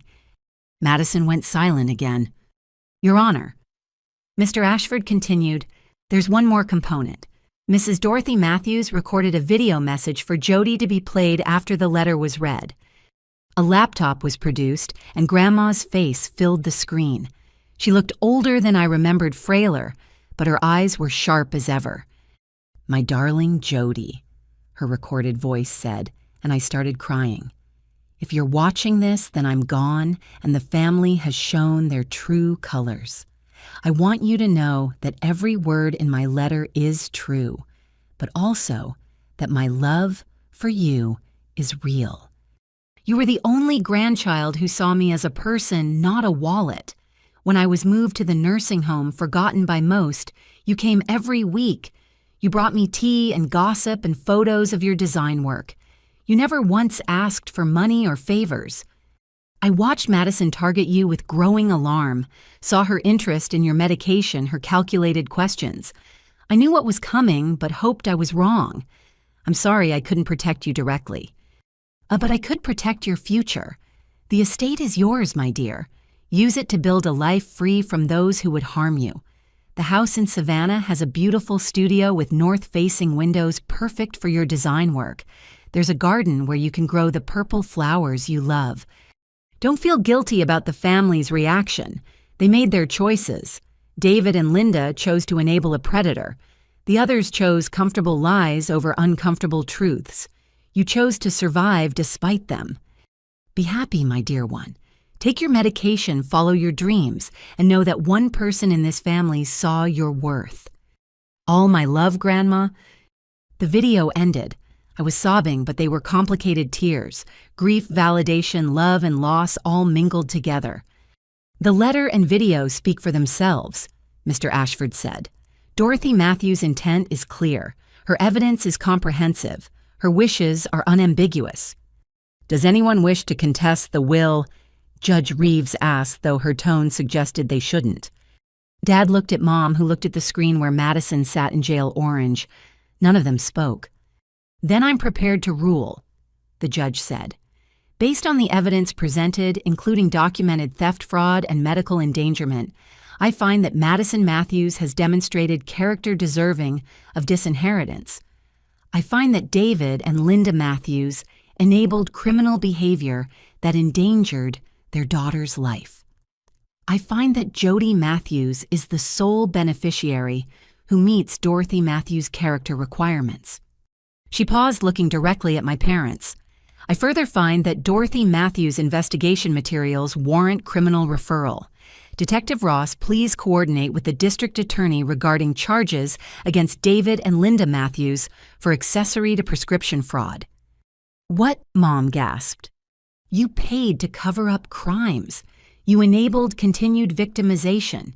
You physically prevented Jody from recovering stolen medication. Judge Reeves' voice was implacable. Actions have consequences. Your Honor. Maria Gonzalez stood from the victims section. What about the victims' fund mentioned in the letter? Mr. Ashford will establish the fund immediately. Each documented victim will receive compensation for medical costs, lost wages, and suffering. The judge looked at each victim. Mrs. Matthews couldn't undo what her granddaughter did, but she tried to make amends. As the hearing concluded, my family filed out in silence. No apologies, no acknowledgement, just defeat and resentment. Madison's screen went dark without a word. But the victims stayed surrounding me with the warmth my blood family had never provided. Your grandmother was amazing, Ruth said, to plan all this to make sure you were protected. She saved us all, James added. Without her investigation, Madison would still be hunting.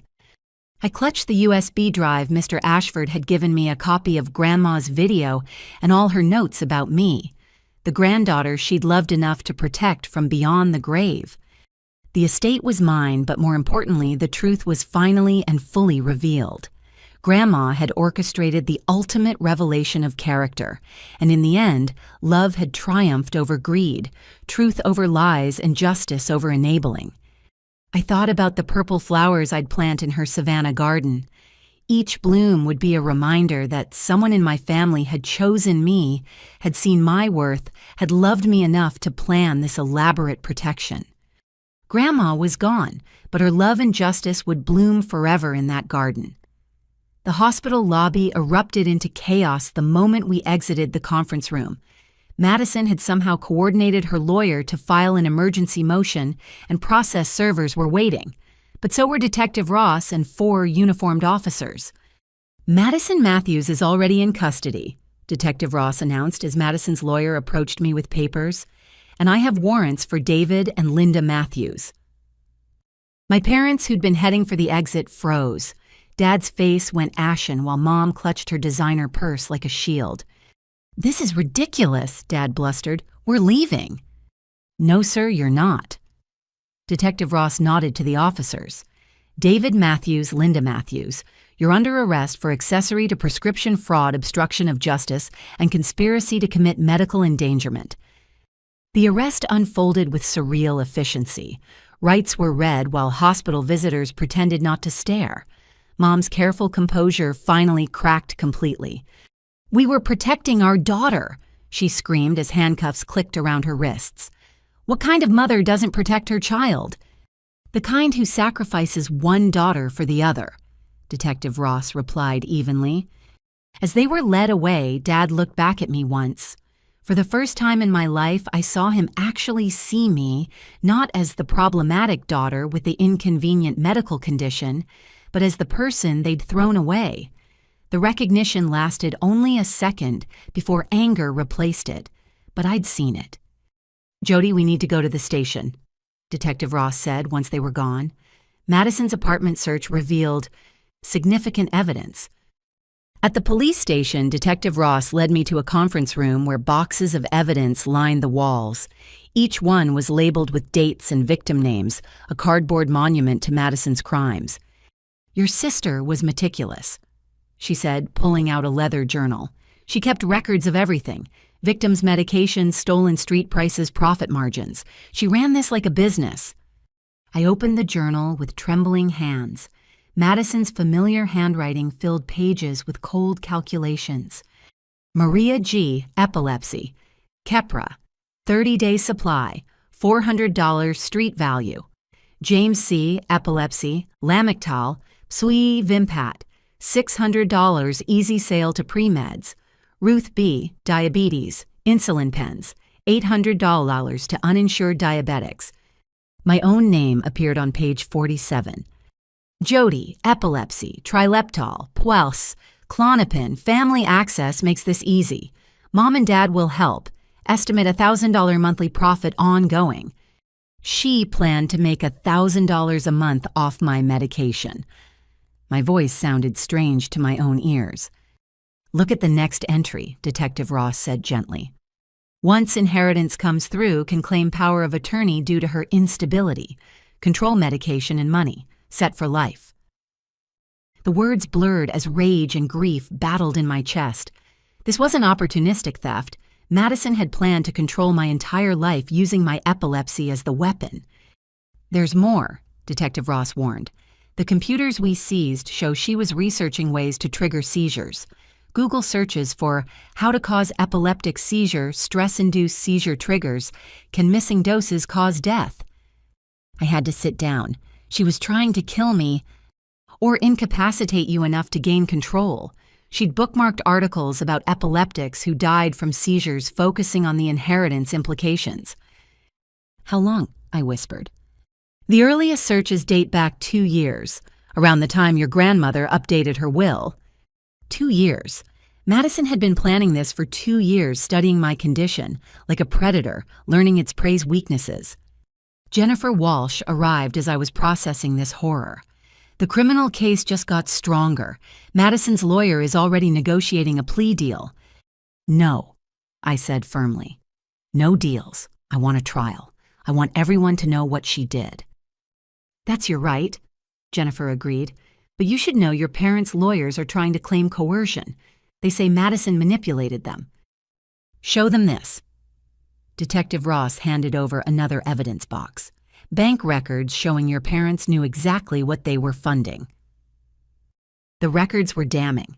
Regular transfers to Madison labeled medical expenses that coincided with her victim payoffs, checks to lawyers after each arrest, even payments to a private investigator not to investigate Madison, but to investigate me for signs of prescription abuse. They hired someone to prove I was an addict. The betrayal deepened with each revelation. "The PI found nothing because there was nothing to find," Detective Ross said. "But they kept paying him to watch you document your pharmacy visits, track your doctors. They were building a case to have you declared incompetent." That's when the final piece clicked. The intervention, they were going to use that as evidence. 15 family witnesses ready to testify about your addiction, Madison controlling the narrative and parents pushing for guardianship. Jennifer's expression was grim. If you hadn't stood your ground, you'd be in a facility right now with Madison controlling your medication and inheritance. Maria Gonzalez knocked and entered. "Sorry to interrupt, but the victims group wanted you to see this." She handed me a printed news article. "Local woman exposed as leader of prescription theft ring." The headline read, The article detailed Madison's arrest, the victim count, and the inheritance dispute that had exposed it all. But what caught my attention was the sidebar, Epilepsy Awareness: How Medication Theft Endangers Lives, featuring quotes from Dr. Brennan about the critical nature of consistent medication. It's gone viral, Maria explained. Other victims are coming forward. Madison targeted people in 3 states through online support groups. My phone buzzed with a text from an unknown number, then another, then dozens. Thank you for exposing her. She stole my son's ADHD medication. My mother died after Madison took her insulin. We could never prove it until now. I had to drop out of law school after she triggered my seizures. Seeing justice gives me hope.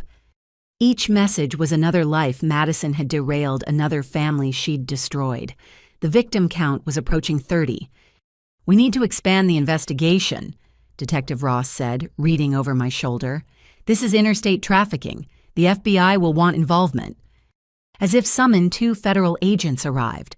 They introduced themselves as Special Agents Chen and Morrison specialists in pharmaceutical crimes. Ms. Matthews, your sister's operation is one of the most sophisticated we've seen, targeting disabled individuals, Agent Chen explained. She didn't just steal medications. She studied her victims, learned their conditions, calculated exactly how much she could take without immediate death. It's sociopathic. What about my parents? I asked. They're looking at 5 to 10 years for conspiracy and money laundering, Agent Morrison said. More if we can prove they knew about the murder planning. Murder planning. The words hung in the air like poison.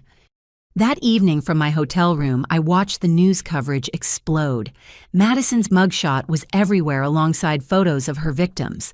My seizure in the courthouse had been captured on security footage, and while the video itself wasn't released, the still image of Judge Reeves kneeling beside my convulsing form became the defining visual of the case.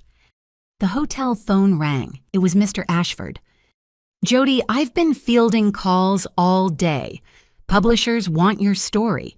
Documentary makers are interested. Advocacy groups want you as a spokesperson. He paused. What would you like me to tell them? I thought about it. The easy answer was to hide, to take Grandma's money and disappear.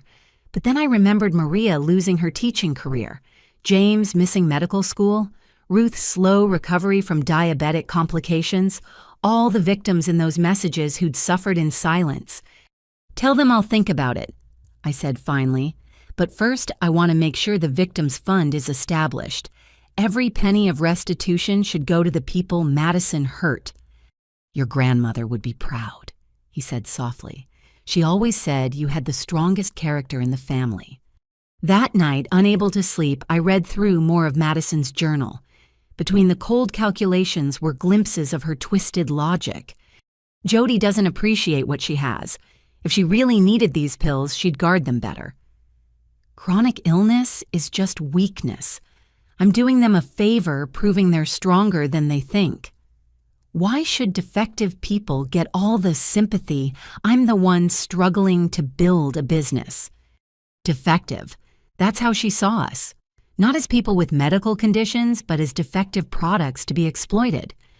My phone rang at 2 a.m, Beth calling from her night shift. Jody, I'm sorry to call so late, but Madison's in the hospital. Apparent suicide attempt in jail. My first feeling was numbness, then anger.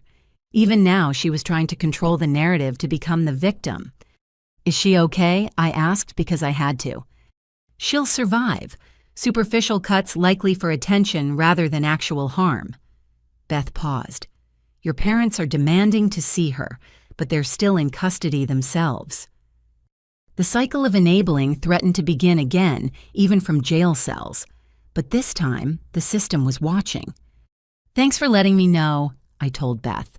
But I'm done worrying about Madison. She's made her choices.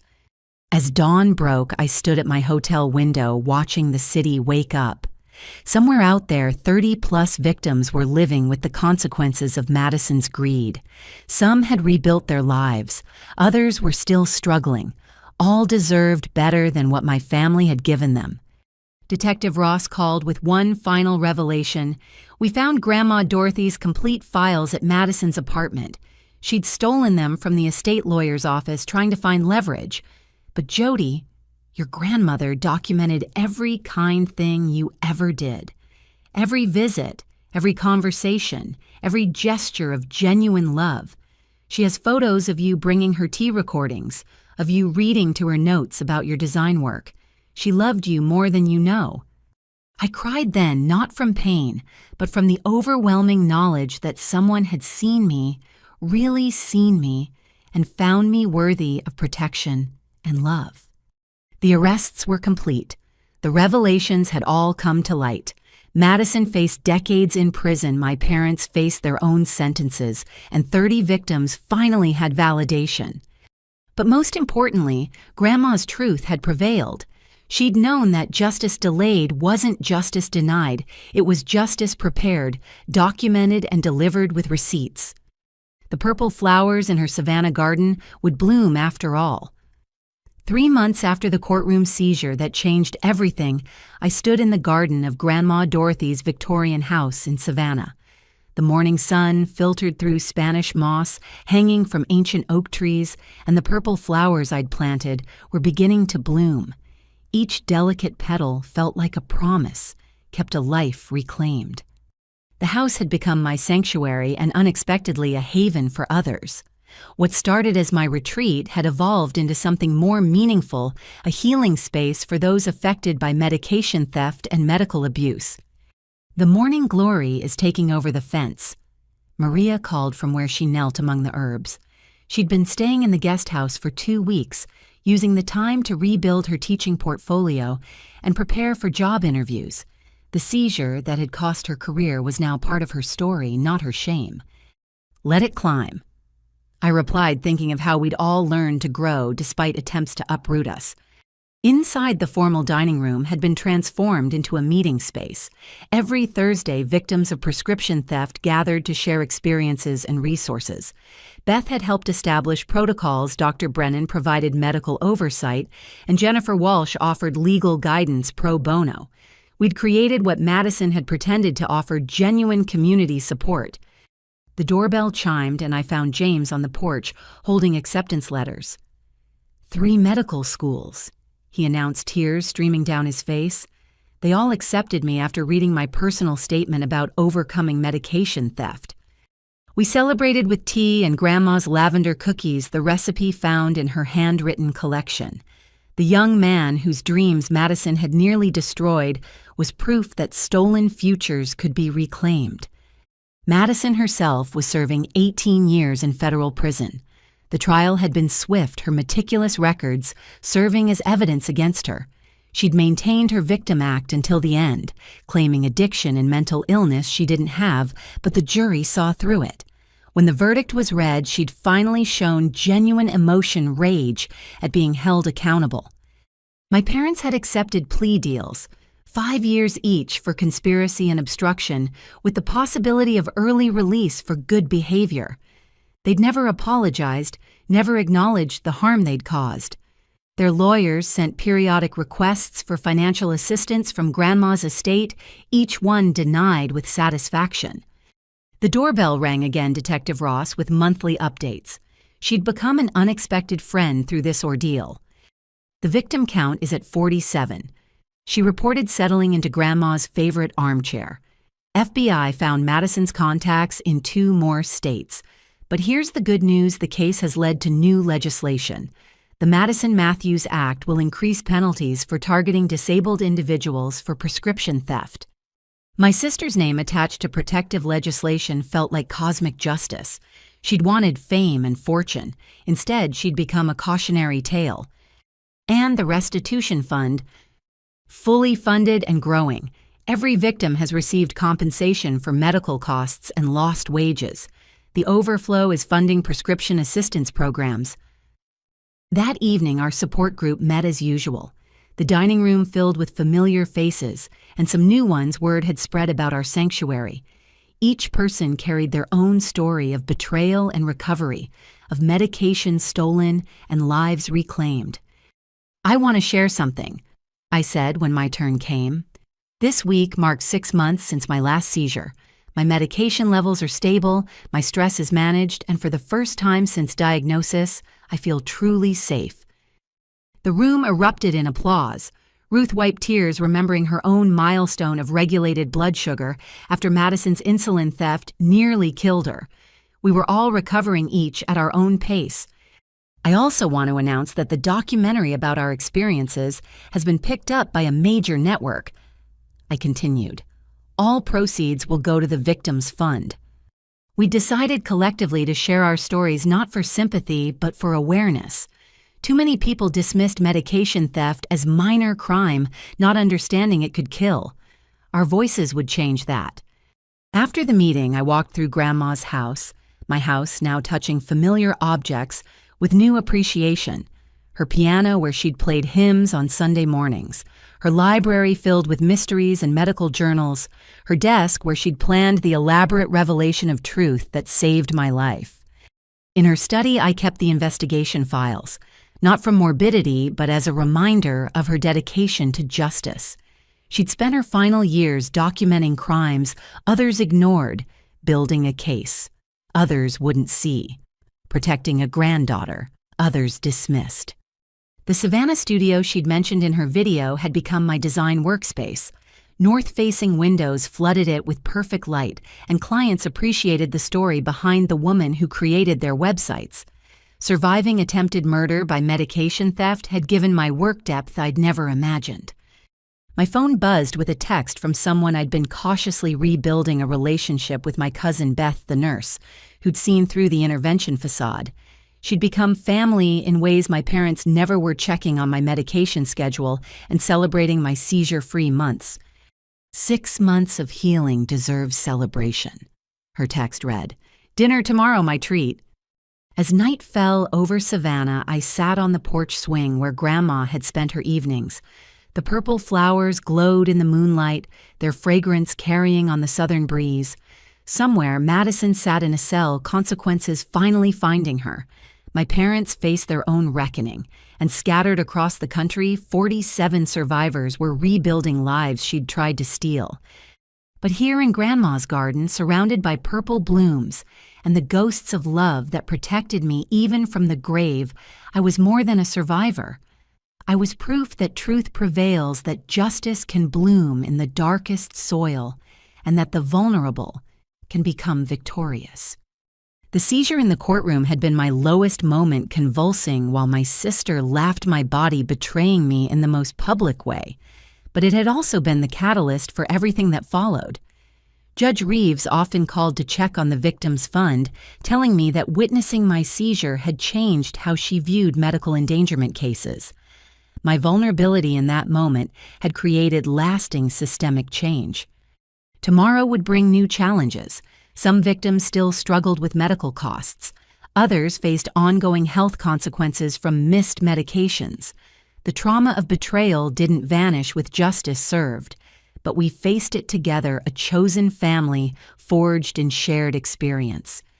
As I prepared my evening medications, the routine that kept me stable and seizure-free, I thought about everyone who'd tried to steal this from me. Madison with her greed, my parents with their enabling, the family who'd gathered to gaslight me into submission. They'd all failed because one elderly woman had seen the truth and prepared for war. Thank you, Grandma, I whispered to the garden she'd promised I'd tend, for seeing me, protecting me, and teaching me that love is the ultimate justice. Inside, I turned on my computer to work on a new client's website, a nonprofit supporting disabled individuals. My story had opened doors to meaningful work I'd never imagined. Every project felt like extending Grandma's protection to others who needed it. The house settled around me with familiar creaks and sighs. In the morning, Maria would tend the garden while preparing for her interview. James would stop by with coffee and study for his MCAT retake. Ruth would call with updates on the diabetes support group she'd started. We'd built something beautiful from the ashes of what Madison had burned.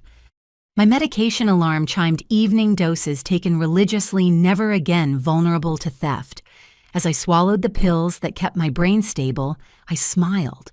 Madison had seen my epilepsy as weakness to exploit, but it had become my strength, my truth, my connection to a community of survivors who refused to be victims. The purple flowers would bloom every spring, reminders that Grandma's love was stronger than family betrayal. The Victims Fund would grow, helping those Madison had hurt. And I would continue to thrive, not in spite of my epilepsy, but with it protected by truth and surrounded by chosen family who saw my worth. Justice had been served. Healing had begun. And in Grandma Dorothy's garden, love bloomed eternal, purple, and perfect in the southern sun. To those reading this story, have you ever faced betrayal from those who were supposed to protect you? How did you find your chosen family? Please share your thoughts in the comments below. And if this story resonated with you, consider subscribing and sharing it with others who might need to hear that justice and healing are possible. Thank you for joining me on this journey, and remember, your vulnerability is not weakness. It's the birthplace of your strength.